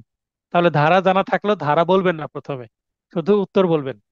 তারপরে যখন বলেন যে কত ধারা এটা আছে, তখন সেকেন্ড উত্তর দিবেন। তার মানে একই আপনার উত্তরে দুইটা প্রশ্নর কাভার হয়ে গেল, নাম্বার ডাবল হয়ে গেল। এটা একটা কৌশল। ফৌজদারি কার্যবিধির 144 ধারার অধীন প্রদত্ত আদেশ সাধারণত সর্বোচ্চ কতদিন বলবৎ থাকে? 2 মাস। এমসিকিউ এর খুবই ভাইরাল প্রশ্ন, খুবই বারবার আসা প্রশ্ন। এফআইআর কার নিকট দায়ের করা যায়? এফআইআর বা এজাহার। এফআইআর এর পূর্ণরূপ কি? First information report.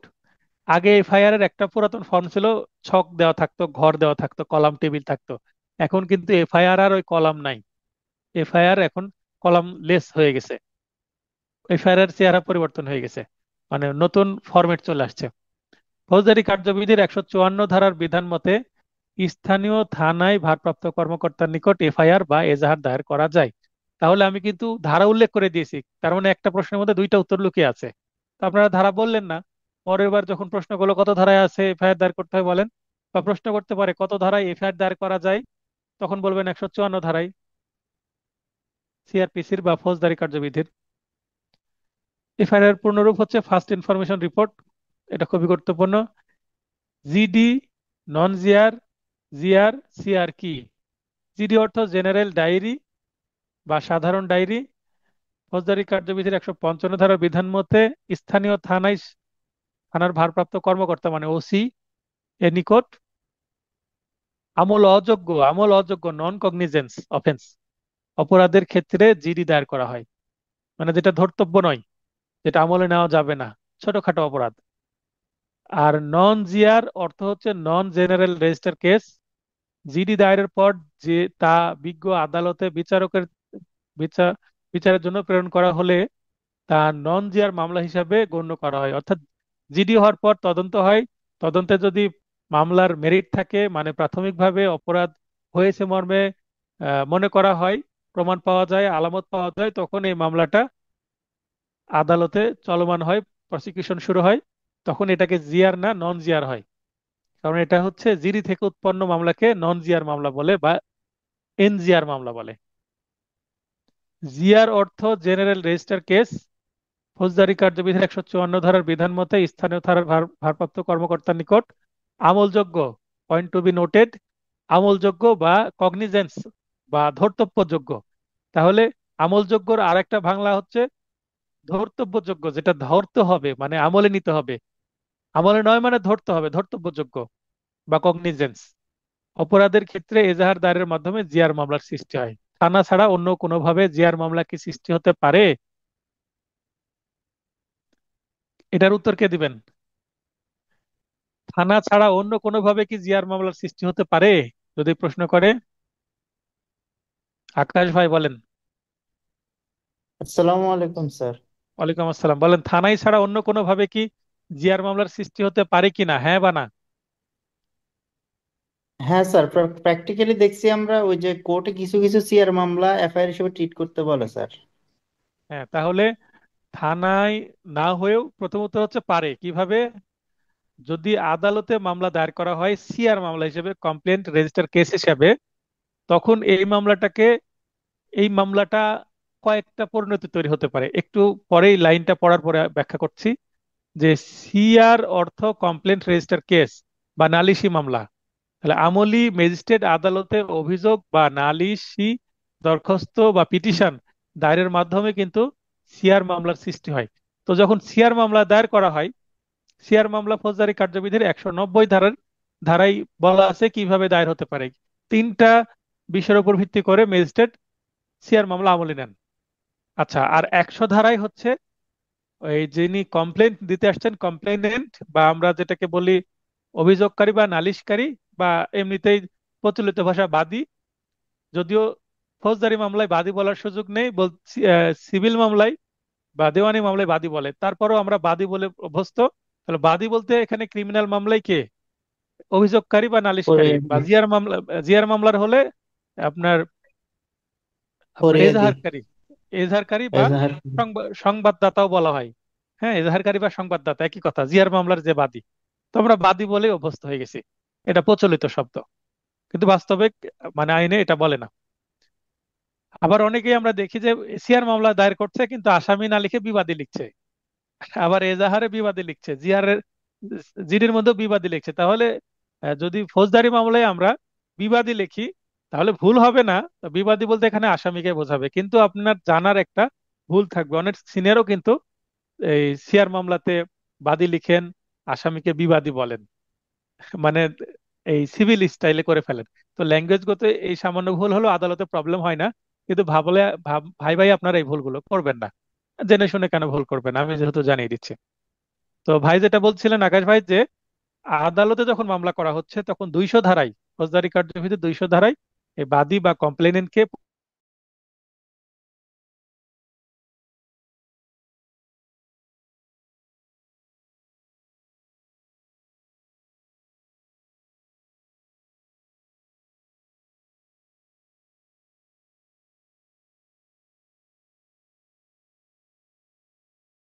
তিনি তদন্ত দিতে পারেন, তাহলে তিনি তদন্ত দিতে পারেন। আকাশ ভাই, সবকিছু ঠিক আছে তো, স্মুথ যাচ্ছে? জি, ঠিক আছে, সব শোনা যাচ্ছে। আচ্ছা, তাহলে প্রথমত নিলেনই না, তার মানে মামলাই হলো না। মনে হচ্ছে যে এটা মিথ্যা মামলা, তুচ্ছ মামলা। তো আগে যদি বুঝতে পারেন ম্যাজিস্ট্রেট, তাহলে মামলা নিবে না, এই মামলা চলবে না, নিয়ে যান, আপোষ করে নিয়েন, ধৈর্য ধরেন, এই ছোট্টখাটো বিষয় নিয়ে মামলা করার দরকার নাই। বা মনে হচ্ছে আপনার মামলা মিথ্যা, নিব না, একেবারে নিতে অস্বীকারই করতে পারেন, মানে একেবারেই সরাসরি রিজেক্ট। আর দ্বিতীয়ত হচ্ছে, যদি সরাসরি রিজেক্ট করে এর বিরুদ্ধে প্রতিকার কি, এর বিরুদ্ধে কি দেওয়া যাবে, নারাজি দরখাস্ত দেওয়া যাবে যদি সরাসরি রিজেক্ট হয়, বা এটার বিরুদ্ধে যেহেতু ম্যাজিস্ট্রেট রিজেক্ট করছে, এটার বিরুদ্ধে কিন্তু আবার কি করা যাবে, রিভিশন করা যাবে। এটা গেল। তাহলে আমি কি বললাম, ঘটনা বললাম, আবার এটার আবার কি বললাম, প্রতিকারও বললাম। দ্বিতীয় ঘটনা কি ঘটতে পারে, তদন্ত দিতে পারে। তাহলে তদন্ত কার বরাবর দিতে পারে, স্থানীয় কোনো ব্যক্তিকে দিতে পারে, মেম্বার চেয়ারম্যান কোনো ইমাম সাহেবকে দিতে পারে, আসলে যার এই ঘটনাটা ভালো তদন্ত করার সুযোগ আছে তাকে।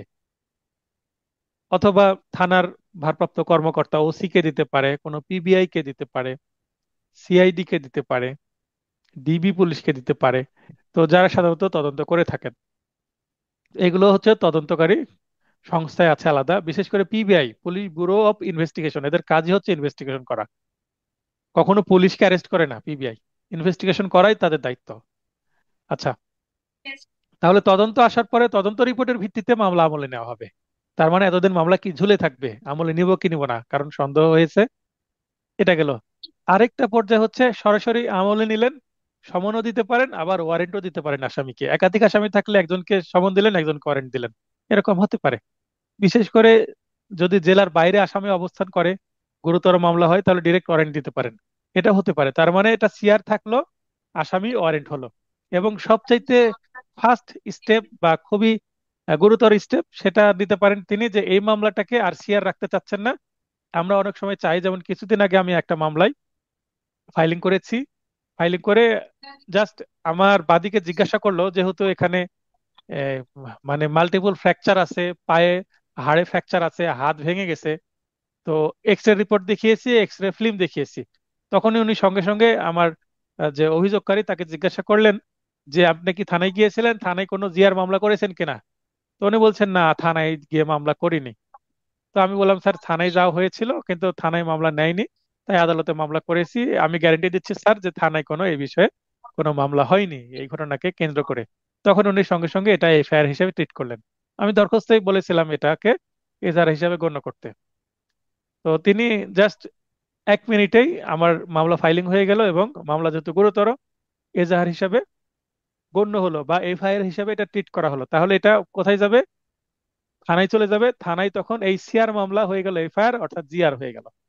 তাহলে আদালতে মামলা করেও কিন্তু থানায় না গিয়েও জিআর মামলার সৃষ্টি হতে পারে। এইভাবে আপনারা ব্যাখ্যা দিবেন। আমি একটু লম্বা করে বললাম বোঝানোর জন্য, সংক্ষিপ্ত করে দিচ্ছি। যদি প্রশ্ন করে যে জিআর মামলা কোথায় হয়, স্থানীয় থানায়, মানে যেখানে ঘটনা হয়েছে সেই ঘটনা যে থানার আন্ডারে সেই থানায়, যেটাকে স্থানীয় থানা বলছি, লোকাল পুলিশ স্টেশন। আচ্ছা, পুলিশ স্টেশন বলবেন, থানা না বলে পুলিশ স্টেশন বলে সবচেয়ে ভালো হয়, কারণ মূল কথা হচ্ছে পুলিশ স্টেশন। তো পুলিশ স্টেশন ছাড়া কি অন্য কোথাও জিআর মামলা সৃষ্টি হতে পারে? হ্যাঁ, হতে পারে। নালিশি মামলা যদি ম্যাজিস্ট্রেটের কাছে করা হয় এবং ম্যাজিস্ট্রেট সেটাকে এফআইআর বা এজাহার হিসাবে গণ্য করে ওই মামলাটি পুলিশ স্টেশনে পাঠিয়ে দেন, তাহলে সেটা সিআর থেকে জিআর মামলা সৃষ্টি হবে। That's all. এইভাবে সংক্ষিপ্তভাবে উত্তর দিবেন। আমলি আদালত বা কগনিজেন্স কোর্ট কাকে বলে? দেখবেন যে আমলি আদালত, এই আমলে আদালতে মামলা হবে, এই আমলে আদালতে হিয়ারিং করতে হবে, এই আমলে আদালতে জামিন ধরতে হবে, এই ধরনের শব্দ আদালতে গেলে শুনবেন।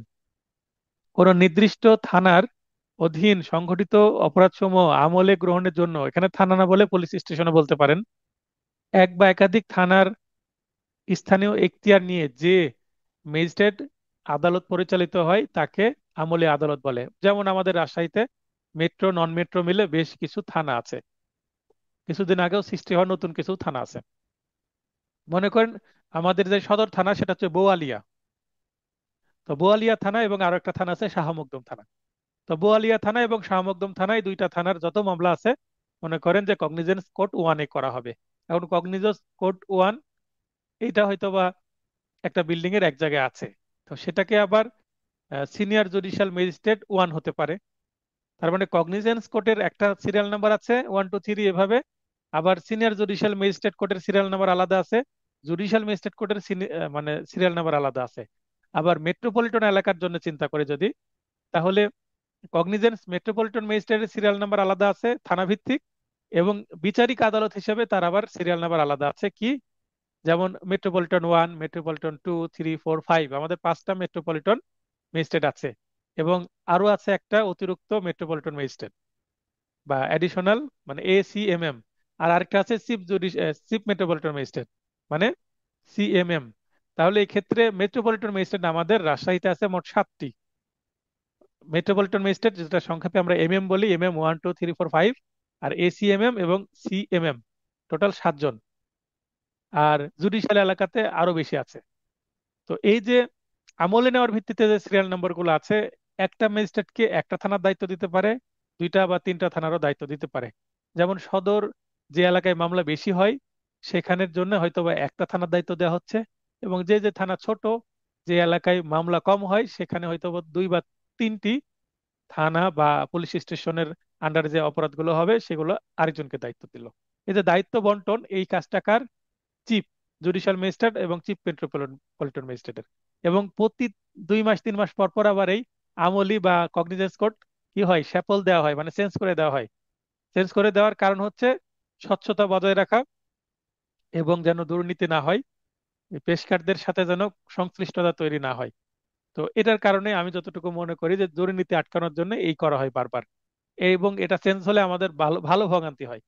কারণ 3 মাস ধরে একটা কোর্টে বোয়ালিয়ার থানার মামলা চললো, হঠাৎ একদিন এসে দেখছি চেঞ্জ, আমার জুনিয়র যে ভুল করে ওই কোর্টে দিয়ে বসে আসে, ওই দিয়ে বসে থাকে, ওই কোর্টে গেলে আবার বলে যে এটা এখানে না, ওই কোর্টে চলে যান, মানে ভোগান্তি হয়।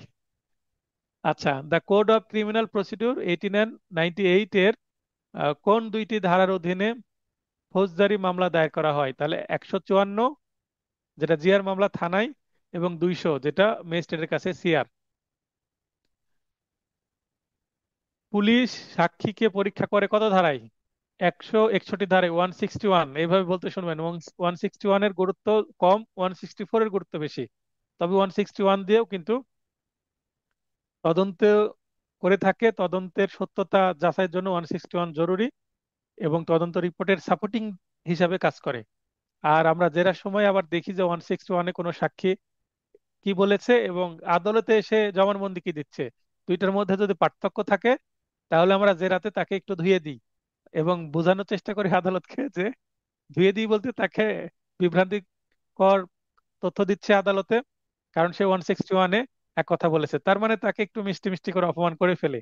এবং সবচেয়ে ভালো লাগে যখন নতুন কোনো আহ, পুলিশ চাকরি পাওয়ার পরে মানে আদালতে এসে কি করতে চান, আপনার সাক্ষী দিতে আসেন, তখন অনেক সময় দেখা যাচ্ছে যে ঘাবড়ে যান। তো সাধারণত আমরা পুলিশ দেখে ঘাবড়াই, কিন্তু আদালতে কিন্তু পুলিশ এবং সাধারণ সাক্ষীর গুরুত্ব প্রায় সমানই, কারণ তিনি সাক্ষী দিতে আসছেন এবং আমি যেটা প্রশ্ন করবো সেটার উত্তর ওনাকে দিতে হবে। আমার মনে পড়ছে একজন পুলিশ ছিলেন, একটা মামলায় MM 1 কোর্ট রাজশাহীতে, আমি ওনাকে জেরা করছি। তো একটা মাদক মামলার ছিল, একটা সিনিয়রের মামলা ছিল। তো ওই মামলায় আমি পুলিশকে প্রশ্ন করেছি, আচ্ছা আপনি এই মামলার বাদী? হ্যাঁ। তো আচ্ছা, এই মামলার যে আপনি করেছেন, তো আমি আপনাকে প্রথম একটা প্রশ্ন করি, যে প্রশ্ন কেউ করে না সাধারণত, সেটা হচ্ছে আপনি যে মামলাটা দায়ের করেছেন, আইনের নাম বলেন এবং ধারা বলেন, মানে কোন আইনের কত ধারায় মামলা দায়ের করেছেন। তো উনি বলতে পারেননি। এখানে মজার বিষয় যে এটা বলতে না পারার কারণ কি বলি। কামরুজ্জামান ভাই, লাইনে আসেন। তারপরে বিন্দু আপুকেও লাইনে আসার সুযোগ দিয়েছি, খুব ইন্টারেস্টিং জায়গা। বিন্দু আপু, লাইনে আসবেন। জি স্যার, আসসালামু আলাইকুম। হ্যাঁ, হ্যাঁ, ওয়ালাইকুম আসসালাম। আপনার মিস্টারকে বলবেন যে স্যার এই কথা বললো, যে যিনি মাদক মামলার বাদী পুলিশ, তাকে আমি প্রশ্ন করেছি আপনি কোন আইনের কত ধারায় মামলা করেছেন, তিনি বলতে পারছেন না, জি কারণ মামলাটা পুরাতন ছিল। এখন তো নতুন আইন 2018 সালের, কিন্তু আগের ছিল আপনার 1890, মানে 1990 সালের আইন ছিল, মাদকদ্রব্য আইন। হ্যাঁ, তো পুরাতন আইন। তো পুরাতন আইনের মামলা দেখে আমি মনে করলাম একটু আইন এবং ধারাটা জিজ্ঞাসা করি, কারণ নতুন যে 2018 সালের আইন, এখানে ধারা কিন্তু পরিবর্তন হয়ে গেছে। 36 ধারাতে বিভিন্ন কলম করা আছে, সেখানে সবগুলোই কি দেওয়া আছে, সাজার বিধান দেওয়া আছে। পেনাল কোডে আমরা কিন্তু এক এক সাজা, এক এক সেকশন, মানে প্রচুর সেকশন পেনাল কোডে। প্রতিটা অপরাধের সংজ্ঞা আলাদা, সংজ্ঞার ধারা আলাদা, আবার সাজার ধারা আলাদা। কিছু কিছু ক্ষেত্রে সংজ্ঞা এবং ধারা একই আছে, যেমন 405, 405-এর সংজ্ঞাও আছে, আত্মসাতের আবার সাজাও আছে। আবার 396 খুন সহ ডাকাতি, এখানে সংজ্ঞাও আছে, আবার শাস্তি বিধানও আছে, মৃত্যুদণ্ড। তো এই মাদক দ্রব্য যে 18 সালের আইন, 2018-তে 36 ধারাতে কিন্তু কলাম দেওয়া আছে, সেখানে A to Z সব সাজার বিধান আছে, এক সেকশনে সব কভার করে। তো এখানে ওনাকে আমি প্রশ্ন করেছি পুরাতন আইনের মামলা, উনি বলতে পারেননি কত ধারায় মামলা এবং কোন আইনের মামলা। তাহলে এটা একটা তার দুর্বলতা। তো আশা করি আপনাদের সবার ডায়েরি লেখা হয়েছে নাকি? জি স্যার। আচ্ছা, আপুর কবে যেন ভাইবা পড়েছে? 19 তারিখ স্যার। 19 তারিখ, আচ্ছা। কবে যাবেন ঢাকায়? স্যার আল্লাহ বাঁচা রাখলে 18 তারিখে যাব। 18 তারিখে সকালে? জি। যে একটু রেস্ট নিতে হবে, রেস্ট নিয়ে চেষ্টা করবেন 18 তারিখে একটু ভাইবার বোর্ডের একটু মানে সিনারিও দেখতে। মানে আমি যেটা করেছিলাম, আমার ভাইবার একদিন আগে আমি গিয়েছিলাম দর্শক হিসেবে, ক্যান্ডিডেট হিসেবে না, মানে দেখতে যে আমার ভাই ব্রাদাররা কিভাবে ভাইবা ফেস করছে, কি ধরনের প্রশ্ন করা হচ্ছে, পরিবেশটা কেমন। হ্যাঁ, তো একটু জি। যদি দেখে আসতে পারেন একদিন আগে, খুবই ভালো হয়। সেক্ষেত্রে আচ্ছা স্যার, চেষ্টা কোন করব। আপনার বোর্ডটা কোন বিল্ডিং এ হচ্ছে, কোন বিল্ডিং এর কত তলায় এবং কি ধরনের প্রশ্ন করছে, একটা রিয়াল সিনারিও দেখে আসলে একটু ভালো লাগবে এবং সাহসটা বাড়বে, কনফিডেন্ট বাড়বে। জি ক্রিমিনাল প্রসিডিউর কোড এর 161 ধারায় রেকর্ডকৃত সাক্ষ্যের জবানবন্দিতে কে স্বাক্ষর করেন, মানে সিআরপিসির 161 ধারা কে স্বাক্ষর করেন? সাক্ষ্য রেকর্ডকারী তদন্ত কর্মকর্তা। মনে রাখবেন, 161 ধারা কিন্তু পুলিশের কাছে সাক্ষ্য দিচ্ছে কারা? সাক্ষীরা। কিন্তু যে জি সাক্ষী দিচ্ছে, যেমন মিস্টার রহিমের স্বাক্ষর কিন্তু লাগবে না 161 ধারায়, সাক্ষীর সাক্ষ্য লাগে না। কিন্তু 164 ধারায় যদি জুডিশিয়াল কনফেশন দেয়, একটু পরে আসছি। জুডিশিয়াল কনফেশন কি? সিআরপিসির 164 ধারার অধীনে ম্যাজিস্ট্রেটের নিকট আসামি কর্তৃক দোষ স্বীকার তো আসামি করবে। তো আসামি কর্তৃক যে দোষ স্বীকার করবে, এই 161 ধারায় কিন্তু দুইজনের স্বাক্ষর থাকবে। কার? ওই যে ম্যাজিস্ট্রেট যিনি রেকর্ড করছেন, লিখছেন, এবং আসামি বলছে তারও, এবং যে আসামি দোষ স্বীকার করলো তারও স্বাক্ষর থাকবে। কিন্তু 161 ধারা, একটু আগে যেটা পড়লাম, যে সাক্ষী, যেমন মিস্টার রহিম যদি সাক্ষী হয়, তার কিন্তু স্বাক্ষর 161 ধারায় থাকবে না। শুধু যে পুলিশ সেটা রেকর্ড করছে তার স্বাক্ষর থাকবে। তাহলে 161 ধারায় পুলিশের স্বাক্ষর থাকে, সাক্ষীর স্বাক্ষর থাকে না। 164 ধারার যে জবানবন্দি, জুডিশিয়াল কনফেশন বা দোষ স্বীকারোক্তি, সেখানে ম্যাজিস্ট্রেট প্লাস আসামি উভয়েরই স্বাক্ষর থাকে। এটা কিন্তু প্রশ্ন আসে, গুরুত্বপূর্ণ জায়গা। পুলিশ প্রতিবেদন বা পুলিশ রিপোর্ট, বা সংক্ষেপে আমরা বলি পিআর। পিআর কি? তদন্ত কর্মকর্তা কোনো মামলার তদন্তের পর বিজ্ঞ আদালতে যে প্রতিবেদন পেশ করেন, তাই পুলিশ রিপোর্ট। পুলিশ রিপোর্ট তিন ধরনের হতে পারে। পুলিশ রিপোর্ট কয় ধরনের হতে পারে? তিন ধরনের হতে পারে। এক নম্বর হচ্ছে চার্জশিট, যেটাকে অভিযোগপত্র বলা হয়। তার মানে আসামিদের বিরুদ্ধে অপরাধের সত্যতা পাওয়া গেছে, তাই এটাকে বলা হচ্ছে চার্জশিট বা অভিযোগপত্র, সংক্ষেপে সিএস। প্রশ্ন করতে পারে সিএস কি, বলেন সিএস এর পূর্ণরূপ কি? চার্জ সিট, যেখানে আসামিদের বিরুদ্ধে অপরাধ প্রমাণিত হয়েছে প্রাথমিকভাবে, এইভাবে একটা রিপোর্ট আসে। দ্বিতীয় প্রকার হতে পারে কি?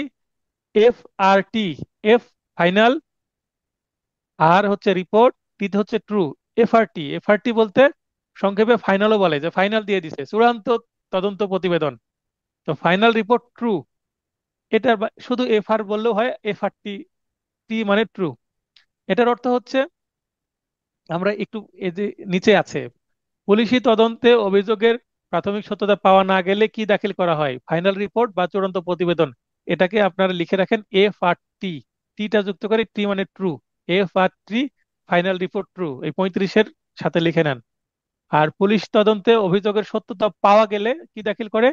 চার্জশিট বা অভিযোগপত্র, এটা আছেই।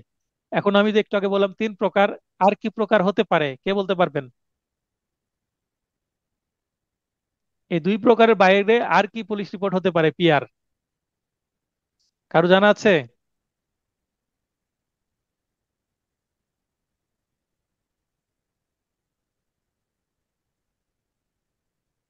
ট্রাই করেন কেউ।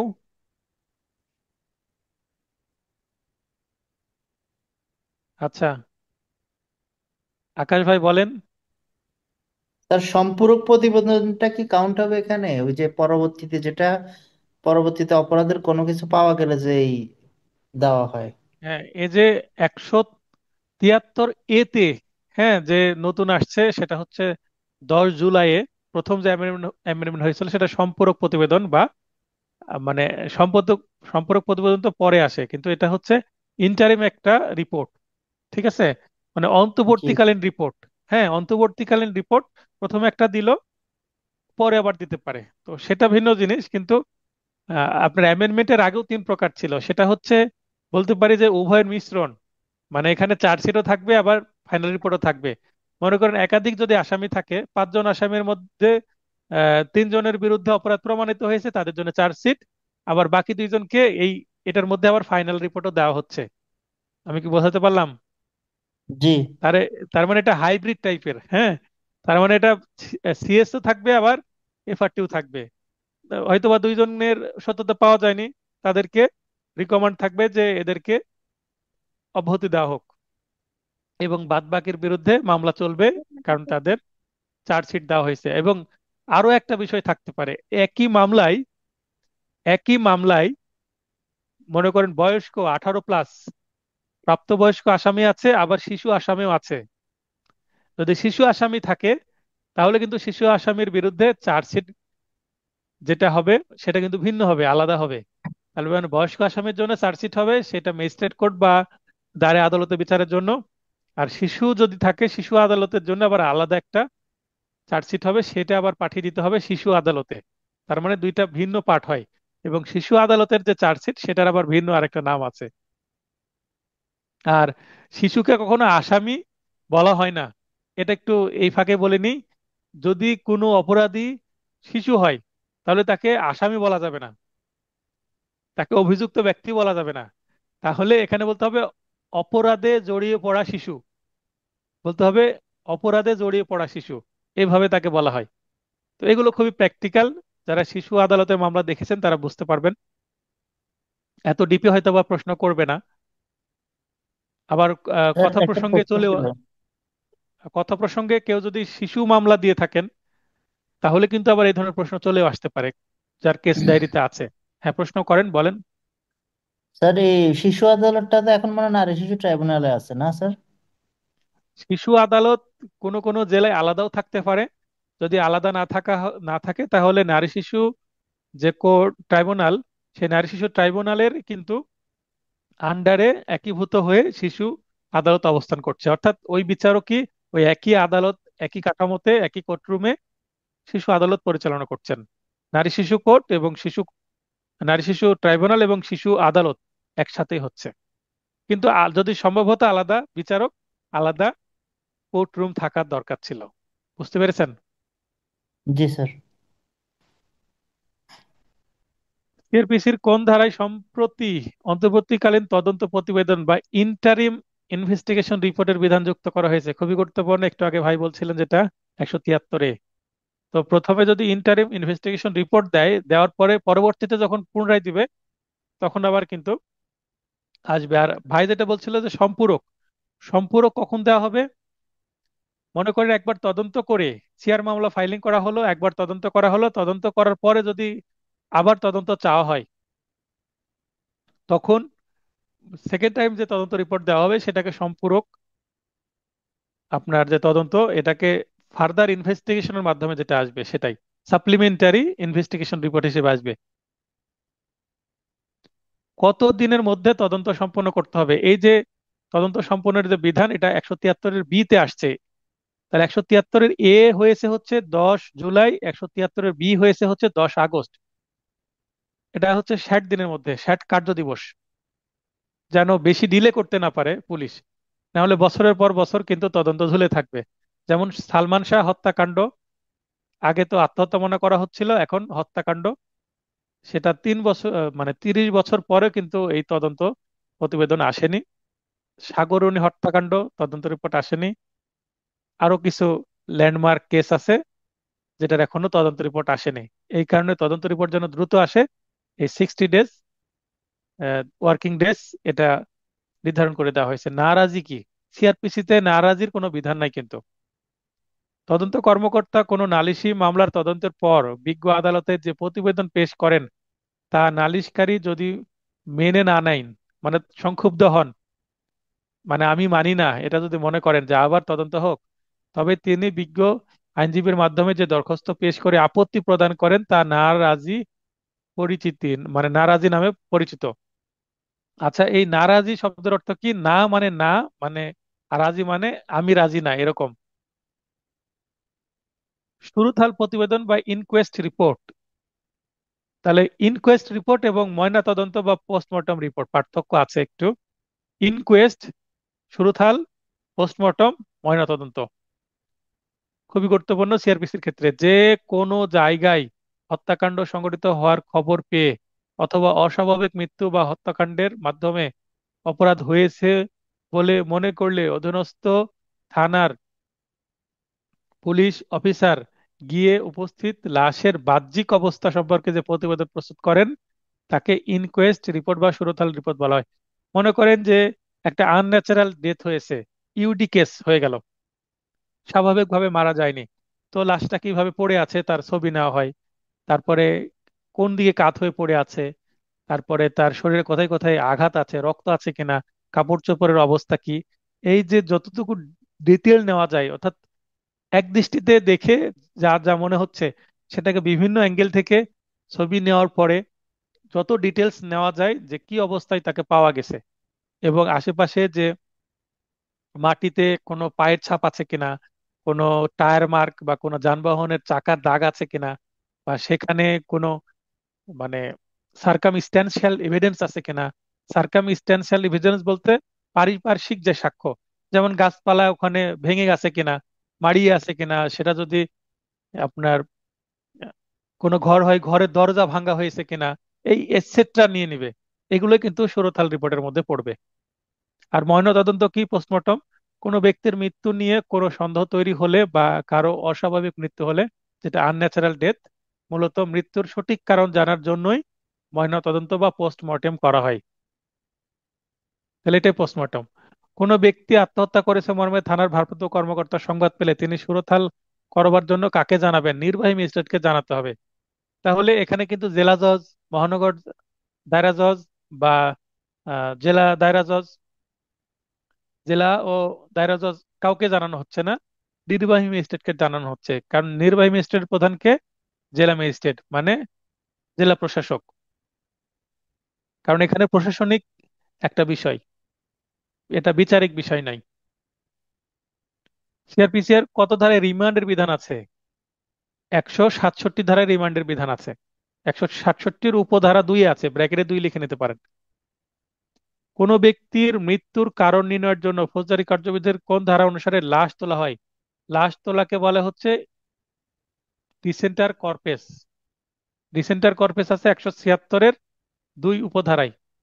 মনিরুল ভাই বলেন। সালাম আলাইকুম স্যার। ওয়ালাইকুম আসসালাম। স্যার, রিমান্ডের এই বিধানটা 344 ধারায় আছে না? 167 ধারায় তো তদন্তের ক্ষেত্রে রিমান্ড, আর 344 ধারায় তো বিচারিক রিমান্ডের কথা বলা আছে। তাহলে কি রিমান্ডের ক্ষেত্রে দুইটা ধারাই বলবো যদি জিজ্ঞেস করা হয়? এখানে আপনি 144 ধারা কোন আইনের কথা বলছেন? স্যার, 344 ধারা। 344 ধারা, হ্যাঁ সেটা তো ভিন্ন জিনিস। এখানে রিমান্ড বলতে এই আসামি রিমান্ডের কথা বলা হচ্ছে। ঠিক আছে? যদি রিমান্ড যদি কনফিউশন হন তখন জিজ্ঞাসা করবেন। রিমান্ড আবার কিন্তু সিভিল মামলাতেও আছে, তাই না? বিচারিক রিমান্ড। জি স্যার। তো যখন রিমান্ড আপনি কনফিউশন হবে, শুধু রিমান্ড বললে আপনাকে 167 ধারার এই রিমান্ডকে বুঝতে হবে। তারপরে যদি কনফিউশন হয় তখন জিজ্ঞাসা করবেন যে স্যার এটা কি আসামিকে রিমান্ডে পাঠানোর যে রিমান্ড সেটা মানে প্রশ্ন করছেন? এভাবে আপনি প্রশ্ন করতে পারেন ক্ল্যারিফাইয়ের জন্য, স্পষ্ট করার জন্য। ঢাকাতে আহত হয় এবং উক্ত আহতের কারণে চট্টগ্রামে মারা যায়, এভাবে প্রশ্ন করতে পারে। এক জায়গায় আহত হলো, আরেক জায়গায় যে নিহত হলো, তাহলে কোথায় হবে? উভয় স্থানের যে কোনো এক জায়গায় হতে পারে, বা দুই জায়গাতেই তদন্ত হতে পারে। এখানে তদন্ত কোথায় হবে বলা হয়েছে, কিন্তু বিচার কোথায় হবে একই ঘটনা, বিচার কোথায় হবে যদি বলে, তাহলে উক্ত স্থানের যে কোনো এক স্থানে বিচার হবে। অর্থাৎ তদন্ত ঢাকা চট্টগ্রাম উভয় জায়গাতেই করতে হবে, কিন্তু বিচার ঢাকা অথবা চট্টগ্রামের যে কোনো এক জায়গাতে মামলা করে বিচার করলেই হবে। দায়রা জজ কোন ধারার ক্ষমতা বলে কগনিজেন্স গ্রহণ করেন, অর্থাৎ আমলে নিতে পারেন? দায়রা জজ সাধারণত আমলে নেন না, কিন্তু যখন তার কাছে মামলা বদলি করা হয় 193 ধারায় কিন্তু তিনি মামলা আমলে নেন, ম্যাজিস্ট্রেট কোর্ট থেকে আগত মামলা। নালিশ খারিজ কত ধারায়? 203 ধারায় কিন্তু নালিশ খারিজ হয় যদি, যেমন কোনো সিআর মামলা বা নালিশ করার সময় সাক্ষী তালিকা দেওয়া না হয়, তারপরে প্রসেস ফি দেওয়া না হয়, এবং এই ধরনের কিছু সিলি মিস্টেকের কারণে কিন্তু নালিশ খারিজ হয়ে যেতে পারে। দীর্ঘদিন উপস্থিত যদি না থাকে বাদী। ফৌজদারি মামলায় চার্জ গঠনের ক্ষেত্রে অপরাধ সংক্রান্ত কি কি তথ্য উল্লেখ করতে হয়? অপরাধের স্থান কোথায়, সময়, কোন আইনের কোন ধারায় অপরাধ করেছে, এগুলো কিন্তু বর্ণনা থাকতে হয়। ফৌজদারি মামলার কোন পর্যায়ে আসামির ডিসচার্জের আবেদন করা যায়? যখন চার্জ গঠন হয়, ফ্রেমিং চার্জ ওই সময়। যখন চার্জ গঠন করা হয়, অর্থাৎ প্রসিকিউশন পক্ষ চেষ্টা করবে চার্জ গঠন করে মামলাটা বিচারের দিকে নিয়ে যেতে। আর আসামি পক্ষ, ডিফেন্স লয়ার, আসামিকে অব্যাহতির জন্য ডিসচার্জের দরখাস্ত বা অব্যাহতি দরখাস্ত দিয়ে থাকেন। যদি অব্যাহতির দরখাস্ত মঞ্জুর হয় তাহলে আসামি মামলা থেকে অব্যাহতি পেয়ে যাবে, আর এই মামলা অগ্রসর হবে না। যদি একটাই আসামি থাকে সেক্ষেত্রে, একাধিক আসামির ক্ষেত্রে হয়তোবা সবাই অব্যাহতি পেতে পারে, সবাই অব্যাহতি পেলে মামলা সেখানে শেষ হয়ে যাবে। আর যদি একাধিক আসামির কিছু অব্যাহতি পেল, কিছু থেকে গেল, তাহলে তো মামলা চলতে থাকবে। আর যারা অব্যাহতি পেল না তাদের জন্য, তাদের বিরুদ্ধে চার্জ গঠন করা হবে, তারপরে মামলা যাবে ট্রায়াল। ট্রায়াল অর্থ হচ্ছে সাক্ষ্য সাক্ষ্য গ্রহণের স্টেপ। ফৌজদারি মামলায় চার্জ গঠনের দায়িত্ব কার? যদি এই প্রশ্ন আসে, এটা এমসিকিউর প্রশ্ন। হ্যাঁ, তো চার্জ গঠনের দায়িত্ব হচ্ছে বিজ্ঞ আদালতের। আদালতেরই চার্জ গঠনের দায়িত্ব। পেশকার উচ্চারণ করুক মুখে বা পিপি উচ্চারণ করুক না কেন মুখে, আসলে চার্জ গঠনের দায়িত্ব আদালতেরই। তার মানে আদালতের পক্ষেই কিন্তু পেশকার বা পিপি এই চার্জ গঠনের কাজটি করে দেন। রিকল কি? পুনরায় ডাকা। কোনো সাক্ষী একবার সাক্ষ্য প্রদানের পর কোনো পক্ষ যদি উক্ত সাক্ষীকে পুনরায় পরীক্ষা বা জেরা করতে আবেদন করেন, তবে তাকে রিকল বলে। অর্থাৎ উইটনেস টেকিং যে প্রসেসটা, সেটা যদি একবারে শেষ না হয়, আবার যদি দরকার হয়, তো কোনো সাক্ষীকে যদি আবার ডাকা হয়, ডাকার উদ্দেশ্য হতে পারে জবানবন্দি আবার নেওয়া, মানে এক্সামিনেশন ইন চিফ, যেটা সংক্ষেপে চিফ বলা হয়, অথবা ক্রস এক্সামিনেশন বা জেরা, যে কোনো জন্য, মানে উভয়ের ক্ষেত্রে ডাকা যাবে। নিজের সাক্ষীকেও ডাকা যাবে, আবার অপর পক্ষের সাক্ষীকেও জেরার উদ্দেশ্যে ডাকা যাবে। তাহলে রিকল নিজ সাক্ষীকেও ডাকতে পারি, অথবা বিপরীত পক্ষের, অপর পক্ষের সাক্ষীকেও কিন্তু রিকল করতে পারি জেরার জন্য। সিআরপিসির কোন ধারার বিধান মতে ম্যাজিস্ট্রেট আদালত আসামিকে অব্যাহতি বা ডিসচার্জ প্রদান করেন? 241A। গুরুত্বপূর্ণ প্রশ্ন, এমসিকিউ আসে, ভাইভাতেও কিন্তু আসে। এবং দায়রা আদালত একই কাজ করেন 265C-তে। তাহলে ম্যাজিস্ট্রেট 241A, আর দায়রা জজ 265C-তে। মিথ্যাবাদ তুচ্ছ বিরক্তিকর মামলায় অভিযোগকারীর সর্বোচ্চ সাজা কি হতে পারে? অনধিক 6 মাস কারাদণ্ড বা অনধিক 1 লক্ষ টাকা অর্থদণ্ড। সংশোধনী 25-এ কিন্তু এটা বৃদ্ধি করা হয়েছে, এর আগে অনেক কম ছিল। কোন ধারায় আপসযোগ্য মামলার বিষয় উল্লেখ করা হয়েছে? তাহলে আপসযোগ্য যে মামলাগুলো, এগুলোর একটা তালিকা দেওয়া আছে 345-এ, 3, 4, 5। এই 3, 4, 5 বা 345 ধারায় আপস নিষ্পত্তি হলে আসামির পরিণতি কি হবে? আসামি খালাস পাবে। 248 ধারায় যদি কোনো সিআর মামলায় নালিশকারী, কমপ্লেনেন্ট যে মামলা করেছিলেন, বাদী যদি মামলা প্রত্যাহার করে নেয় আপোষ হয়ে গেলে, সেক্ষেত্রে আসামি খালাস পাবে। তারপরে 494 ধারায় পিপি কর্তৃক চার্জ গঠনের পূর্বে যদি মামলা প্রত্যাহার হয়, তাহলে কি আসামি অব্যাহতি পাবে? এবং এই 494 ধারায় পিপি কর্তৃক চার্জ গঠনের পরে যদি মামলা প্রত্যাহার করা হয়, তাহলে আসামি খালাস পাবে। তার মানে চার্জ গঠনের পরে, অর্থাৎ ট্রায়াল স্টেজে গেলে আসামি খালাস পাবে, কিন্তু প্রি ট্রায়াল স্টেজে, ট্রায়ালের আগে যদি হয়, তাহলে পিপি মামলা প্রত্যাহার করলে মামলা আসামি অব্যাহতি পাবে। আপোষযোগ্য মামলার ক্ষেত্রেই এই প্রত্যাহারগুলো সাধারণত হয়, তাছাড়া মামলা সাক্ষী দিয়ে শেষ হয়। তো এই যে আসামির পরিণতি কোন ক্ষেত্রে কি, এটা এগুলো কিন্তু ধরা হয়। এবং এমসিকিউ এটা গুরুত্বপূর্ণ ছিল, আপনারা জানেন, এটা এক জায়গায় করে দিয়েছি যেন আপনাদের রিভিশন করতে সুবিধা হয়। আপনারা সবই জানেন, জাস্ট একটু গুছিয়ে দেওয়া, একটু সাহায্য করা, এবং উপস্থাপনা একটু ভিন্ন করা।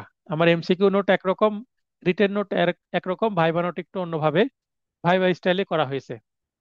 আসামির অনুপস্থিতিতে বিচারের ক্ষেত্রে কয়টি পত্রিকায় বিজ্ঞপ্তি প্রচার করতে হয়? মানে হুলিয়া জারি, প্রোক্লাম প্রোক্লামেশন বলা হয় এটাকে, ওয়ান্টেড আমরা সাধারণত বলে থাকি। আসলে ওয়ান্টেড শব্দ বলে কোনো শব্দ নাই সিআরপিসিতে, এটাই হচ্ছে হুলিয়া বা প্রোক্লামেশন। তো এই প্রোক্লামেশন আগে 2টি পত্রিকায় দিতে হতো বিজ্ঞপ্তি, বা পেপার বিজ্ঞপ্তি বলে থাকি, বা সংবাদপত্রে বিজ্ঞপ্তি, পত্রিকায় বিজ্ঞপ্তি, এটা এখন একটিতে দিলেই হবে, অর্থাৎ অপচয় করার দরকার নেই। এটাও সংশোধনী 2025। সিআরপিসির বিচার কার্য কতদিনের মধ্যে শেষ করার বিধান আছে? কোথায়, কিভাবে আছে, এবং কি বিষয়টা? তাহলে ম্যাজিস্ট্রেট কর্তৃক 180 দিন, এবং দায়রা জজ আদালত কর্তৃক 360 দিনের মধ্যে করবে। এটা 339C-তে। আপিল এবং রিভিশন শেষ করার সময় 90 দিন, আপিলও 90, রিভিশনও 90 দিন। কোথায় আছে? 442A-তে। দায়রা আদালতের রায় ও দণ্ডাদেশের অনুলিপি কার বরাবর অগ্রগতি করতে হবে? জেলা ম্যাজিস্ট্রেট বরাবর। রনি অপু আছেন নাকি? রনি আপু একটু লাইনে আসবেন। জি স্যার। দেখেন, আমরা জানি দায়রা আদালত যে রায় প্রদান করলো, সেটা যদি মৃত্যুদণ্ড হয় তাহলে হাইকোর্টে পাঠাবে কিসের জন্য? অনুমতি নেওয়ার জন্য যে মৃত্যুদণ্ড ডেট কার্যকর করতে রেফারেন্সের হবে, জন্য। Date reference. জি স্যার। এবং এবং সেই রায়টা এবং অন্য যে কোনো রায় আবার কার কাছে পাঠাতে হবে? জেলা ম্যাজিস্ট্রেটের কাছে পাঠাতে হবে। এখন এই দিক দিয়ে যদি আমি চিন্তা করি, তাহলে কিন্তু জেলা ম্যাজিস্ট্রেট কি ওই দায়রা আদালতের থেকে ক্ষমতাধর মনে হচ্ছে, কারণ দায়রা আদালত জেলা ম্যাজিস্ট্রেটের কাছে রায় পাঠাতে বাধ্য প্রশাসনিক দৃষ্টিকোণ থেকে। এবং লক্ষ্য করবেন যতগুলো আদালত থাকে সেগুলো কিন্তু এই যে জেলা প্রশাসকের যে কার্যালয়, সে কার্যালয়ের সাথেই অ্যাটাচ করা থাকে, থাকে না কি? জি স্যার। কারণ আগে অ্যাডমিনিস্ট্রেশন এবং জুডিশিয়ারি এক ছিল, যদিও 2007 সালে আলাদা হয়েছে। আমরা কিন্তু এটা। এই 2007 সালে আলাদা হওয়ার পরেও এই একসাথে কাজ করছে, একেবারে ভবন টবন সব আলাদা হয়ে যায়নি। তার মানে এখানে জেলা প্রশাসক রাজার ভূমিকা পালন করছে এবং তার আন্ডারে বিচারকরা কি করছে? বিচার কার্য পরিচালনা করছে। তাহলে এই দিক দৃষ্টিকোণ থেকে কিন্তু জেলা প্রশাসকের আন্ডারে কিন্তু সকল আদালত কাজ করছে। জি 2007 স্যার। সালের আগে কাগজ কলমেও ছিল, এখন কাগজ কলমে না হলেও কিছু কিছু জায়গায় এই বিধানগুলো থেকে গেছে। জেলা ম্যাজিস্ট্রেটের কাছে যেহেতু নথি পাঠাচ্ছেন, এই দিক দিয়ে চিন্তা করা হচ্ছে জেলা জেলা প্রশাসকের কাছে তিনি রায় পাঠাতে বাধ্য। আর জেলা প্রশাসক কেন এগুলো নিবেন? কারণ তার জেলায় কয়টা মামলায় রায় হলো কি অবস্থা, এটার একটা তো রেকর্ড তাকে রাখতে হবে। এবং জেলা মানে জেলা ম্যাজিস্ট্রেটের আদালতে রেকর্ড রুম যে থাকবে, এই রেকর্ড রুমের দায়িত্ব আবার এই জেলা ম্যাজিস্ট্রেটের। তাহলে যত আদালতের রায়, সেগুলো তো আদালতের যে আহ, নিজস্ব রেকর্ড রুম আছে আদালতের সাথে, সেখানে তো আর বেশি নথি রাখতে পারবে না। 4 বছর 5 বছর পর পর মামলা যখন পুরাতন হয়ে যাবে, তখন সেন্ট্রাল যে রেকর্ড রুম সেখানে চলে যাবে সকল মামলা, এবং সেখানে জমা হতে থাকবে। এবং সেন্ট্রাল যে রেকর্ড রুম, সেগুলোর দায়িত্ব কার? আবার জেলা ম্যাজিস্ট্রেটের। এবার বুঝতে পারলেন জেলা জেলা ম্যাজিস্ট্রেটের ভূমিকাটা এখানে। জি স্যার। এখন সরাসরি কখনো বলা যাবে না কে বড়, এটা হয় না, এভাবে তুলনা করা যাবে না। এখন যদি চিন্তা করি বাবা বড় না ছেলে বড়, এখন দেখা যাচ্ছে যে বাবা হয়তো এসএসসি পাস, ছেলে আবার বিসিএস ক্যাডার। তো বয়সের চিন্তা করে, সম্মানের চিন্তা করে পিতা তো সবসময় বড়ই থাকে, তাই না? জি স্যার। কিন্তু শিক্ষাগত যোগ্যতার দিক দিয়ে কিন্তু আবার সন্তান এগিয়ে গেছে। তো এখানে প্রশ্ন কি করা হচ্ছে, কনটেক্সটে বুঝতে হবে যে কিসের ভিত্তিতে, আপনি কোন জায়গায়। কনটেক্সট না বুঝলে এইভাবে সরাসরি কে বড় এটা কখনো প্রশ্ন করা যায় না। আচ্ছা, নাবালক অপরাধীদের সংশোধনাগারে রাখার বিধান কোথায় আছে সিআরপিসির? 399 ধারায়। খুবই গুরুত্বপূর্ণ প্রশ্ন। 399। জেলে পাঠানো যায় না। ডাবল জিওপার্ডি কোথায় আছে? 403 সিআরপিসির। সিপিসির কোথায় আছে বলেন তো, দোবারা সাজার বিষয় সিপিসিতে? স্যার 11 ধারা, 10 ধারা, 11 ধারা, ওইখানে। কোনটা হ্যাঁ, একদম এক্স্যাক্টলি? 11 ধারায় আছে। 10 ধারা। সেটাকে 11 ধারায় আছে, সেটাকে কি বলে?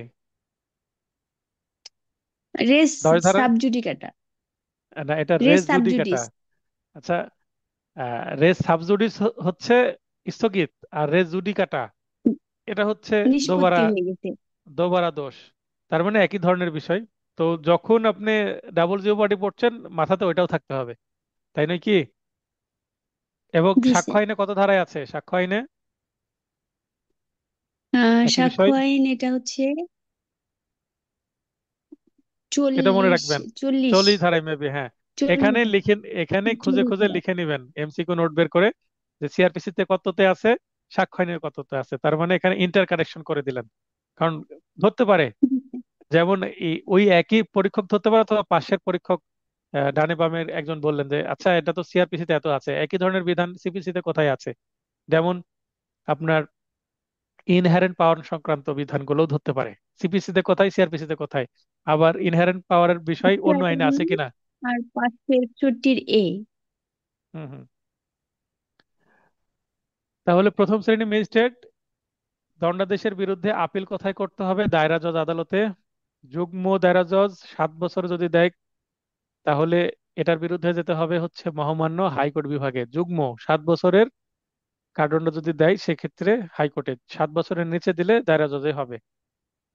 জিয়ার মামলায় খালাসের বিরুদ্ধে রাষ্ট্রপক্ষ অর্থাৎ পিপি মহোদয় আপিল না করলে সংবাদদাতা মানে যে ভিকটিম বা যে এজাহারকারী, সে কোথায় আপিল করতে পারবে? রিভিশন মানে সে তার প্রতিকার কি? রিভিশন করতে পারবে আপিল না করতে পারলে। পিপি করছে না, সে রিভিশন করতে পারবে। অ্যাবেট, এখানে অ্যাবেটমেন্ট না, অ্যাবাটমেন্ট, অ্যাবাটমেন্ট অর্থাৎ পণ্ড হয়ে যাবে আপিল। 431 আছে, আসামি যদি মারা যায় সাধারণত আপিল পণ্ড হয়ে যায়। Direction of the nature of habeas corpus, সংক্ষেপে হ্যাবিয়াস কর্পাস। হ্যাবিয়াস কর্পাসের বিধান কোথায় আছে? 491। হ্যাবিয়াস কর্পাস যে বিধান বা ক্ষমতা, সেটা প্র্যাকটিস করে কে? হাইকোর্ট বিভাগ। হাইকোর্ট বিভাগ ছাড়া অন্য কোথাও হ্যাবিয়াস কর্পাস, এটা কি ধরনের একটা প্রসিডিউর? এটা একটা রিট প্রসিডিউর। সাধারণত 5 প্রকারের রিট বাংলাদেশে আছে, যেটা সংবিধানের 102 আর্টিকেলে আছে, 102 অনুচ্ছেদে আছে সংবিধানের। 5 প্রকারের রিটের এটা এক প্রকার রিট। হ্যাবিয়াস কর্পাসের অর্থ কি? হ্যাবিয়াস কর্পাস হচ্ছে কারো কাউকে আদালতের সামনে হাজির করা, এটা হচ্ছে হ্যাবিয়াস কর্পাস সংক্ষেপে যদি বোঝায়। দায়রা জজ কর্তৃক দায়রা জজ আদালত কর্তৃক রিভিশনে প্রদত্ত সিদ্ধান্তের বিরুদ্ধে প্রতিকার কি? কোনো প্রতিকার নাই, কারণ দায়রা জজ রিভিশনে যেটা বলবে সেটাই ফাইনাল, এটা চূড়ান্ত। তার মানে কেউ যদি হাইকোর্টে রিভিশন করে ফাইন, যদি দায়রা জজে রিভিশন করে, দায়রা জজে রিভিশন করে হেরে গেলে আর হাইকোর্টে যাওয়ার সুযোগ নেই।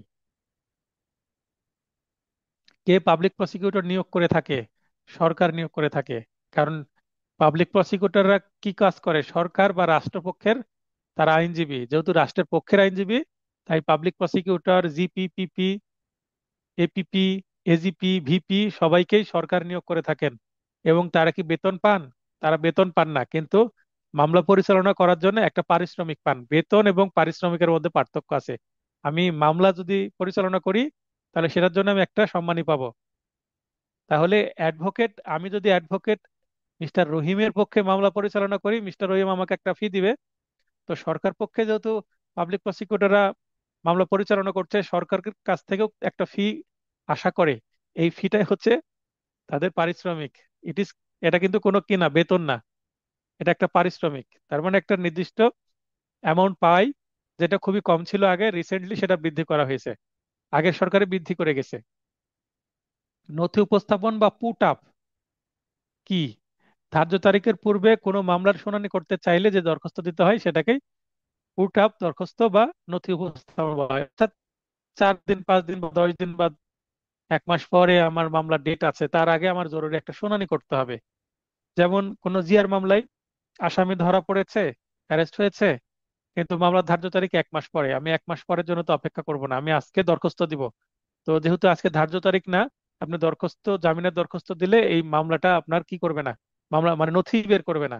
তো নথি বের করার জন্য পুট আপ বা নথি উপস্থাপনের দরখাস্ত দিতে হবে, যে বলতে হবে যে আমি জামিন শুনানি করতে চাই মামলা। তো এই নথি উপস্থাপন হচ্ছে নির্দিষ্ট ধার্য তারিখের পূর্বে যদি কোনো হিয়ারিং করতে চাই, সেক্ষেত্রে শুধু ওই দরখাস্ত দিলে হবে না, তার সাথে একটা পুট আপের আলাদা পিটিশন দিতে হবে, যে এই শুনানি করতে চাই, এই নথিটা বের করা হোক। তাহলে এটা মঞ্জুর হলে আপনার জামিনের দরখাস্ত বা অন্য যে কোনো দরখাস্ত, সিভিল মামলাতেও পুট আপ দেওয়া যায়, ক্রিমিনাল মামলাতেও পুট আপ দেওয়া যায়। জামিন অযোগ্য অপরাধ হলেও কোনো ব্যক্তির জামিন মঞ্জুর করা যেতে পারে কোন ক্ষেত্রে? কত ধারায় আছে?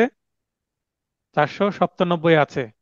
16 বছরের নিম্ন বয়স্ক কোনো মাইনর, স্ত্রীলোক বা মহিলা, পীড়িত অর্থাৎ সিক অথবা ইনফার্ম বা অক্ষম, এই 3 প্রকার ব্যক্তি। সিক এবং ইনফার্ম এক প্রকারই ধরা হচ্ছে, 4 প্রকার হচ্ছে না, 3 প্রকারে হচ্ছে সব মিলে।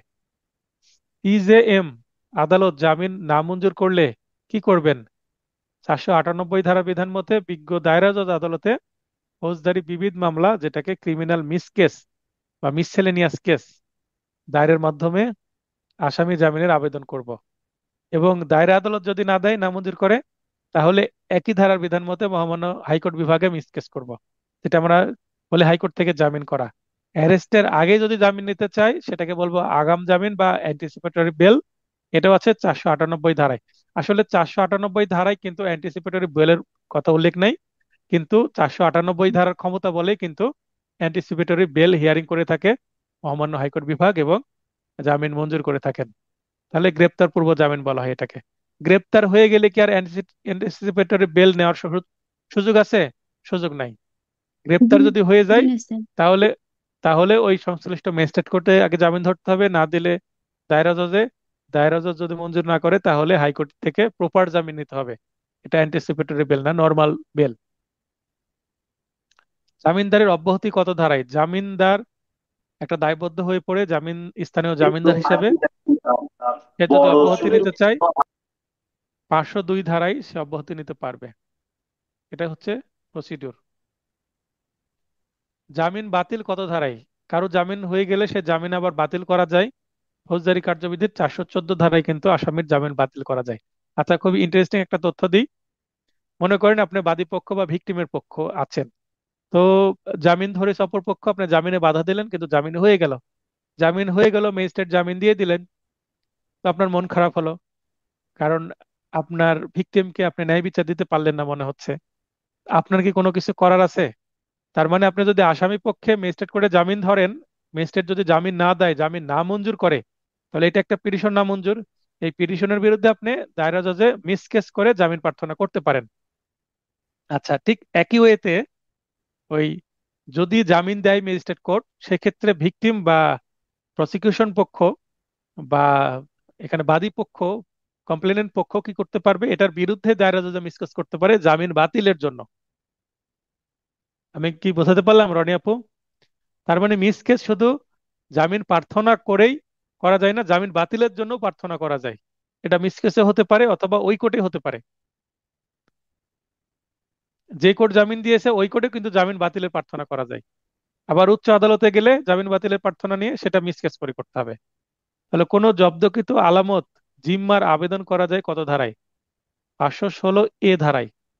তাহলে একটা মোবাইল ফোন বা একটা গাড়ি জব্দ হয়েছে একটা মামলায়, একটা গুরুত্বপূর্ণ আলামত সিজার লিস্টে আছে, তো এইটা যে মালিক সে আবার দাবি করতে পারে। সে বাদী হতে পারে, সে আসামি হতে পারে, যার ওই পণ্যটা জব্দ করা হয়েছে। তো এই পণ্যটা ফৌজদারি কার্যবিধি 416 ধারা মতে আবেদন করা হয়। তারপর মালিকানা যাচাইয়ের জন্য একটা সময় দেওয়া হয়।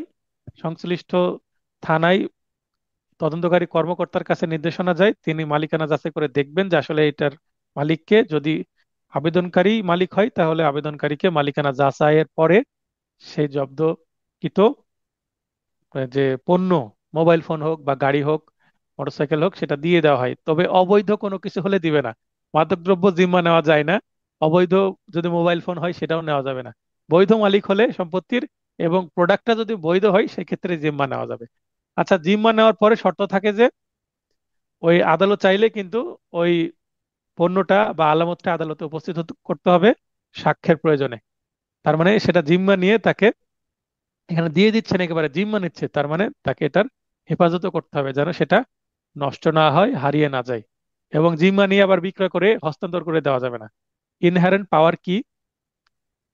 বলে রাখা ভালো যে ফৌজদারি কার্যবিধিতে শুধুমাত্র হাইকোর্টের ইনহেরেন্ট পাওয়ার আছে, কিন্তু দেওয়ানি কার্যবিধিতে সকল দেওয়ানি আদালতের ইনহেরেন্ট পাওয়ার আছে। সিভিল জাজ, সিনিয়র সিভিল জাজ, আর যুগ্ম জেলা জাজ, জেলা জাজ, হাইকোর্ট, অ্যাপিলেট বিভাগ, সকল বিভাগের ইনহেরেন্ট পাওয়ার আছে সিভিলের ক্ষেত্রে। ক্রিমিনালের ক্ষেত্রে 561 ধারায়, সিভিলের ক্ষেত্রে 151 ধারায় মহামান্য হাইকোর্ট বিভাগে সহজাত ক্ষমতা প্রদান করা হয়েছে।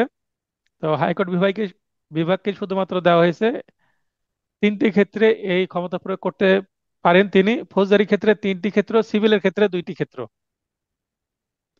ফৌজদারি কার্যবিধির অধীন প্রদত্ত কোনো আদেশ কার্যকরীকরণে মানে অর্ডার দেওয়া হয়েছে সেটা এক্সিকিউশন করতে হবে।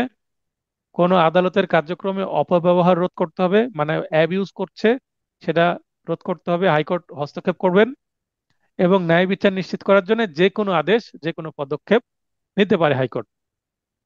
এবং 151 ধারায় যদি আদালত নিম্ন আদালতের, হাইকোর্ট নিম্ন আদালতের কোনো সিদ্ধান্ত যদি বাতিল করতে চান, তো সিদ্ধান্ত বাতিলের যে অংশটুকু ইনহেরেন্ট পাওয়ারের মাধ্যমে করেন সেটাকে বলা হয় কোয়াশমেন্ট।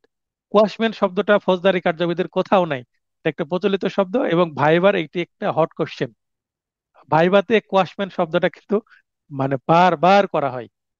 তো আমি প্রথম নিজেই কিন্তু ভাইবা একদিন, মানে যেদিন আমার ভাইবা ছিল তার একদিন আগে গিয়েছিলাম। তো সবাই বলছিল কোয়াশমেন্ট কোয়াশমেন্ট, সত্যি বলতে ভাইবাই যেদিন আমি গিয়েছি আমার ভাইবার একদিন আগে আমি কোয়াশমেন্ট শব্দটা শুনেছি। তো আমারও জ্ঞানের স্বল্পতা ছিল যখন আমি শিক্ষানবিশ ছিলাম, মানে পড়ার জন্য পড়েছি, কোনো গাইডেও এটা পাইনি। আর ভাইবার গাইডেও খুব একটা লক্ষ্য করিনি, সময় ছিল কম। তো আমি সেখানে গিয়ে জানতে পারলাম যে কুয়াশমেন্ট প্রশ্নটা ধরছে। তখন আমি জিজ্ঞাসা করলাম একজনকে যে ভাই কুয়াশমেন্টটা কি, তখন আমাকে উনি বুঝিয়ে দিলেন যে এই হচ্ছে কুয়াশমেন্ট। তো তখন আমার প্রস্তুতি হয়ে গেল, যদিও আমাকে কুয়াশমেন্ট ধরেনি, জিপিপিপির নাম জিজ্ঞাসা করে ছেড়ে দিয়েছেন। আদালতের ক্ষমতার ব্যতয় ঘটিয়ে কোনো মামলায় আসামিকে হাজতে দেওয়া হলে আইনত মামলাটি বাতিলযোগ্য এ প্রশ্ন তুলে হাইকোর্ট বিভাগের স্বেচ্ছাধীন অর্থাৎ সহজাত ক্ষমতা ফৌজদারি কার্যবিধির 551 ধারার আশ্রয় নেওয়া যায়। সে সঙ্গে জামিন ও চাওয়া যায়। প্রচলিত আইনের ভাষায় এই আকারের চ্যালেঞ্জকে কোয়াশমেন্ট বলা হয়। তার মানে আমি একটা উদাহরণস্বরূপ বলে দিয়েছি, কিন্তু যে কোনো নিম্ন আদালতের সিদ্ধান্তকে কোয়াশমেন্ট বলা হবে। কোয়াশমেন্ট নিয়ে আরো একটি মানে ব্যাকওয়ার্ড প্রশ্ন করা হয়। ব্যাকওয়ার্ড প্রশ্ন বলতে কি, মানে ভিন্ন আঙ্গিকের প্রশ্ন। যেমন আপনি একটা গান যদি বলেন, তো গানের কয়েকটা পার্ট থাকে। তো প্রথমে থাকে হচ্ছে মুখরা। মুখরা মানে যেটা দিয়ে শুরু হয়। আর সাধারণত আমাদের বাংলা আধুনিক গানে দুইটা অন্তরা থাকে।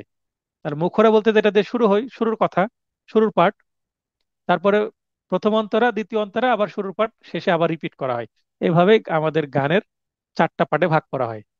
মুখরা, অন্তর, অন্তরা এক, অন্তরা দুই, আবার মুখরা রিপিট, এভাবে শেষ হয়।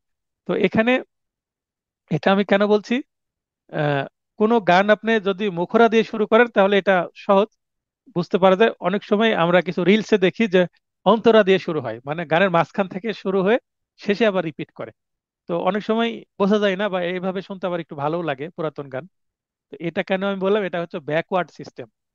তো আপনাকে ওয়াশম্যান নিয়ে ব্যাকওয়ার্ড প্রশ্ন এরকম করতে পারে যে বলেন যে একটা আসামির কি হলো, সাজা হলো, আপিল করলো, আপিলে তার সাজা বহাল থাকলো, তারপরে এটার বিরুদ্ধে সে রিভিশন করলো, রিভিশনও সাজা বহাল থাকলো। দায়রা আদালত, দায়রা আদালতে যদি রিভিশন করা হয়, এই রিভিশনের বিরুদ্ধে কোনো প্রতিকার নাই, একটু আগে আমরা দেখলাম। কিন্তু এটার বিরুদ্ধে কি কিছুই করা যাবে না? যখন কোনো প্রতিকার থাকে না, সর্বশেষ জায়গা কি? যখন কোনো প্রতিকার থাকে না ফৌজদারি মামলায়, তখন সর্বশেষ জায়গা হচ্ছে কোয়াশমেন্ট। মানে সহজাত ক্ষমতা প্রয়োগ করে কোয়াশমেন্ট করবে আদালত। মানে কোনো বিধান নাই, আপিল, রিভিশন, নর্মাল কোনো প্রসিডিওরে কাজ নাই, তখন কোয়াশমেন্ট শেষ ভরসা, যেটা হাইকোর্ট প্র্যাকটিস করে। এভাবে প্রশ্ন করে যে কোনো প্রতিকার না থাকলে কি প্রতিকার থাকে তারপরেও, কোয়াশমেন্ট কত ধারায়? ফৌজদারি কার্যবিধির 561 এ।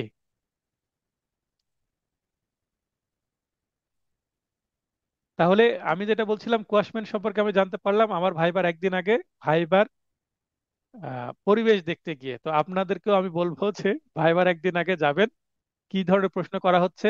যেমন এবার খুবই গুরুত্বপূর্ণ জুলাই জাতীয় সনদ, যেটা আজকে আজকে 13 নভেম্বর 2025, আজকে কিন্তু জুলাই সনদ গেজেট আকারে পাশ হয়ে গেছে, যেটা হচ্ছে সংবিধান সংস্কারেরই একটা অংশ। তো এটা নিয়ে আবার এই জুলাই আন্দোলন নিয়ে আপনার প্রশ্ন হতে পারে, প্রশ্ন আসতে পারে 36 জুলাই কি? তো 36 জুলাই 5 আগস্টকে বলা হয়। তো এই জিনিসগুলো কিন্তু আপনাদেরকে বুঝতে হবে। তো যখন একদিন আগে যাবেন এই ধরনের প্রশ্ন করা হচ্ছে কিনা এগুলো বুঝে আপনাদের একটা নতুন প্রস্তুতি নেওয়া যাবে। কারণ বর্তমানে কি ধরনের সাধারণ জ্ঞান বা এই জুলাই সংক্রান্ত প্রশ্ন করতে পারে সেটা কিন্তু দু একদিন না গেলে বোঝা যাবে না। যেমন শনিবারে সকালেও হবে, বিকেলেও হবে। শনিবারে সকাল 10টা থেকে, যখন আপনারা কয়েকটা ভাইবা দেখবেন, অনেক সময় অনলাইনেও চলে আসবে, অনেকে ভিডিও দিবে, ফেসবুকে দিবে, তখন এগুলো লক্ষ্য করলে বোঝা যাবে। আমি যতটুকু কালেকশন করতে পারবো আমি চেষ্টা করব আমার ফেসবুকে দিয়ে দেওয়ার, আমার ইউটিউবে দিয়ে দেওয়ার। দণ্ডবিধির কোনো অপরাধ জামিনযোগ্য নাকি জামিন অযোগ্য, সেটা কোথায় কিভাবে জানতে পারবো? দণ্ডবিধির, আমি বলেছি দণ্ডবিধির, তাহলে কোথায় আছে? ফৌজদারি দণ্ডবিধির আইন, কিন্তু ফৌজদারিতে আমরা এই বিষয়গুলো জানতে পারি। ফৌজদারি কার্যবিধিতে, মানে দ্য কোড অফ ক্রিমিনাল প্রসিডিউরের দ্বিতীয় তফসিল, সেকেন্ড স্কেডিউল বা শিডিউলের পঞ্চম কলামে এটা বলা আছে। তাহলে আমি আমার যে এমসিকিউ নোটে এই যে দ্বিতীয় তফসিলের প্রথম থেকে অষ্টম কলাম পর্যন্ত কোথায় কি আছে, অষ্টম কলামে হচ্ছে কোন আদালত কর্তৃক বিচার্য এটা বলা আছে। তো এগুলো একটু দেখে নেবেন তাহলে হয়ে যাবে।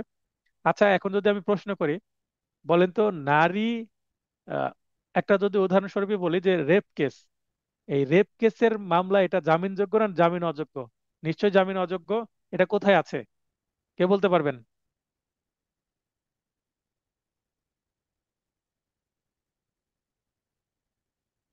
কে বলতে পারবেন এটা? মিলন ভাই বলেন, মিলন ভাই বলেন, দুলাল সাহেব বলেন। রেপ কেস এটা জামিন অযোগ্য, এটা কোথায় আছে লিখা? আসসালামু আলাইকুম স্যার। ওয়ালাইকুম আসসালাম। এটা স্যার আচ্ছা, নারী ও প্রথম শিশু নির্যাতন দমন আইনেই রয়েছে। এই আইনে রয়েছে যেহেতু একটি বিশেষ আইন। আচ্ছা, এটা হ্যাঁ, সিআরপিসির এখানে নাই? সিআরপিসির দ্বিতীয় তফসিলের পঞ্চম কলামে নাই এটা? ঠিক বলতে পারছি না স্যার। এখানেও আছে। কারণ তিনশো কিন্তু পঁচাত্তর ধারায় সংজ্ঞা দেওয়া আছে রেপের, তিনশো স্যার, ছিয়াত্তর ধারায় রেপের শাস্তি স্যার, দেওয়া আছে। যেহেতু স্যার, 376 ধারার বিধান যেহেতু এখনো বেঁচে আছে, 374, স্যার, 376 পেনাল কোড এটা তো এখনো বাতিল করা হয়নি, হয়েছে কি? না স্যার, তাহলে হচ্ছে punishment for rape 376 sir, penal code. তাহলে এটা নিশ্চয়ই স্যার, দ্বিতীয় তফসিল পঞ্চম কলমে আছে, নন বেলেবল, তাই নয় কি? স্যার, তাহলে আমি স্যার, এখানেও পাবো, আবার এটা নারী শিশুতেও পাবো। ঠিক আছে, দুই জি স্যার, জায়গাতে আছে। জি এটা কিন্তু খুবই টেকনিক্যাল কোশ্চেন। তারপরে যদি আমি স্যার, আরো আরো যে বিশেষ আইন আছে, যেমন যৌতুক, যৌতুক নিরোধ স্যার, আইনের 3 ধারা, যৌতুক নিরোধ আইনের 3 ধারা, বলেন এটা বেলেবল না নন বেলেবল? কি হবে? নন বেলেবল, জামিন অযোগ্য। কোথায় স্যার, আছে? ওই আইনেই বলা আছে। ঠিক আছে। তারপরে যদি জি প্রশ্ন স্যার, করা হয় যে নেগোশিয়েবল ইনস্ট্রুমেন্ট অ্যাক্ট 138 স্যার, ধারার অপরাধ বেলেবল না নন বেলেবল? এটা বেলেবল, কোথায় আছে? ওই আইনেই আছে। ওই আইনে আছে স্যার। ঠিক আছে, বিশেষ আইনে, বিশেষ আইনগুলো সাধারণত হাইব্রিড আইন, সেখানে স্যার, তত্ত্বগত আইন এবং প্রসিডিউরাল লয়ের কম্বিনেশন থাকে। তবে জি স্যার, বাংলাদেশের যতগুলো হাইব্রিড আইন আছে সেগুলোতে তত্ত্বগুলো সঠিক আছে, মানে পরিপূর্ণ আছে, কিন্তু প্রসিডিউরাল প্রসিডিউরের অংশটুকু বা পদ্ধতির অংশটুকু কিন্তু অপর্যাপ্ত আছে। মানে সিআরপিসি কে এখানে কানেক্ট করা আছে। যেমন নারী ও শিশু নির্যাতন দমন আইন 2000 এবং সংশোধনী 2020, এই যে আইন, এই আইনটা কিন্তু একটা হাইব্রিড আইন তত্ত্বগত, মানে এখানে অপরাধের সংজ্ঞা দেওয়া আছে, সাজা দেওয়া আছে। তার মানে এটা পেনাল কোডের মতো না, মানে তত্ত্বগত আইন, সাবস্ট্যান্টিভ ল। আবার এখানে জি স্যার, এইটার তদন্ত কে করবে, এটার আপিল কোথায় হবে, জবানবন্দি কে নিবে, জামিনযোগ্য না জামিন অযোগ্য, এটসেট্রা এটসেট্রা, এগুলো আবার বলা আছে ওই আইনে। কিন্তু পুরোটা নাই, ছোট আইন। তার মানে এখানে সিআরপিসির বিধানগুলো প্রযোজ্য, প্রযোজ্য। সিআরপিসির যে বিধান সেগুলো কিন্তু প্রযোজ্য। এই যে সিআরপিসি একদম একটা বড় আইন, এই আইন পুরোটাকে কিন্তু রিপ্লেস করতে পারে না আপনার এই বিশেষ আইনগুলো। তাহলে সিআরপিসি কেও আমাকে ছেড়ে দিলে হবে না। কারণ একটা নারী রেপ কেস যদি থানায় হয় জিআর মামলা হিসাবে, তখন আমাকে কোনটা ফলো করতে হচ্ছে? ওই ফৌজদারি কার্যবিধির 154 ধারা। তাহলে রেপ কেসের মামলা 154 ধারা সিআরপিসি অনুসারে কিন্তু ফাইলিং হচ্ছে, নারী শিশু আইনে কিন্তু ফাইলিং হচ্ছে না। হচ্ছে না। জি বুঝতে স্যার, পারলাম বিষয়টা? তাহলে জি স্যার, প্রসিডিওর কিন্তু সিআরপিসি নারী শিশু দুইটার কম্বিনেশনে হচ্ছে। আর জি স্যার, তত্ত্বগত অংশ যদি বলি, মোটামুটি 99% ওই আইন নিজেই। তবে কিছু কিছু জায়গায় আবার পেনাল কোডকে কানেক্ট করা আছে। রেপের সংজ্ঞায় বলা আছে যে ফৌজদারি এই দণ্ডবিধির 375 ধারায় যেটা বলা আছে, ধর্ষণ বলতে যা বোঝায় ঠিক সেম, মানে সংজ্ঞা ধার করা হয়েছে। জি স্যার, বুঝতে পেরেছেন? স্যার, তো একটা বাংলাদেশের আমরা আইন তৈরি করি, অনেক জায়গা থেকে ধার টার করে করা হয়, মানে নিজস্ব আইন তৈরি করেও খুব ভালো ফল হয় না। এর আগে নারী শিশু আইন করা হলো, সেটা আবার বাতিলও হয়ে গেছিল। যৌতুক আইন করা হয়েছিল, সেটাও বাতিল হয়ে গেছিল। তার মানে বাংলাদেশের তৈরি করা আইন বেশি দিন লাস্টিং করে না। আবার আইনগুলো ছোট ছোটও হয়, আবার কিছুদিন একটা পরেই প্রশ্ন ছিল পরিবর্তন স্যার। করা হয়, কিছুদিন পরে পরিবর্তন করা হয়। আর আমরা আইন পড়ছি ব্রিটিশদের, মানে শত বছর পরেও ওই আইনটা রেলিভেন্ট আছে এখনো। তার মানে কত গবেষণা করে করা হয়েছে, তাই না? স্যার, আমাদেরও এরকম গবেষণা করে আইন করা উচিত। আমরাই হয়তো একদিন এগিয়ে আসব। এখন ধীরে ধীরে মেধার চর্চা হচ্ছে, বার কাউন্সিল মেধাবীদেরকে লাইসেন্স দিচ্ছে, তাই না? যারা মেধাবী না, আন্দোলন করে লাইসেন্স নিতে চায়, তাদেরকে কিন্তু লাইসেন্স দিচ্ছে না। আচ্ছা, বলেন কি প্রশ্ন। প্রশ্ন ছিল স্যার, অবশ্যই বলেন। মোশনটা কি স্যার? মোশন হচ্ছে হাইকোর্টের একটা বিষয়। মোশন হচ্ছে হাইকোর্টের একটা সিদ্ধান্ত, হ্যাঁ। তো এইটা হাইকোর্ট যখন কোনো বিষয় সিদ্ধান্ত নিচ্ছে, ঠিক আছে, এটাকে মোশন বলা হচ্ছে, হ্যাঁ। এখন মোশন শব্দটা আপনাদের ভাইবার জন্য প্রযোজ্য না, কারণ এটা হাইকোর্টের প্র্যাকটিসের বিষয়। তবে হাইকোর্ট জি পারমিশন পরীক্ষায় যদি আপনি ভাইবা দিতে যান, তখন মোশন শব্দটা আসবে। তার মানে নিম্ন স্যার। আদালতে মোশন বলে কোনো কিছু নাই।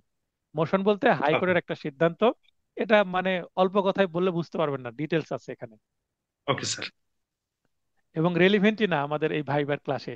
এটা হাইকোর্ট পারমিশন ভাইবার ক্লাসে মোশন শব্দটা পরিচিত। আপনি মোশন হয়তো হাইকোর্টের কোনো কিছু থেকে শুনেছেন, তাই না? আচ্ছা, আর কোনো প্রশ্ন আছে আপনার?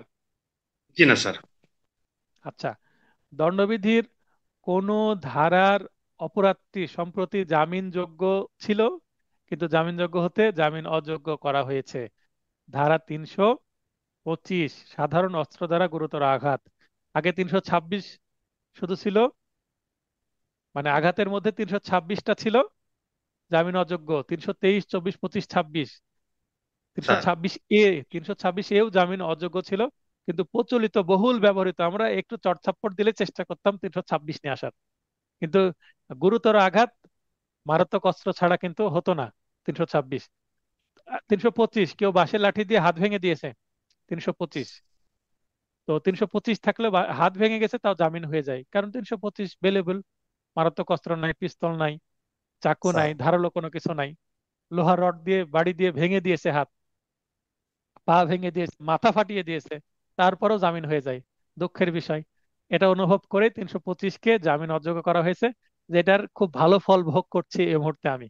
আমি গত মাসেই একটা মামলা 26 অক্টোবর আমি ফাইলিং করেছি। 5 জন আসামি, প্রথম দিন শুধু একজনকে জামিন দেওয়া হয়েছে, 4 জন জামিন পাইনি।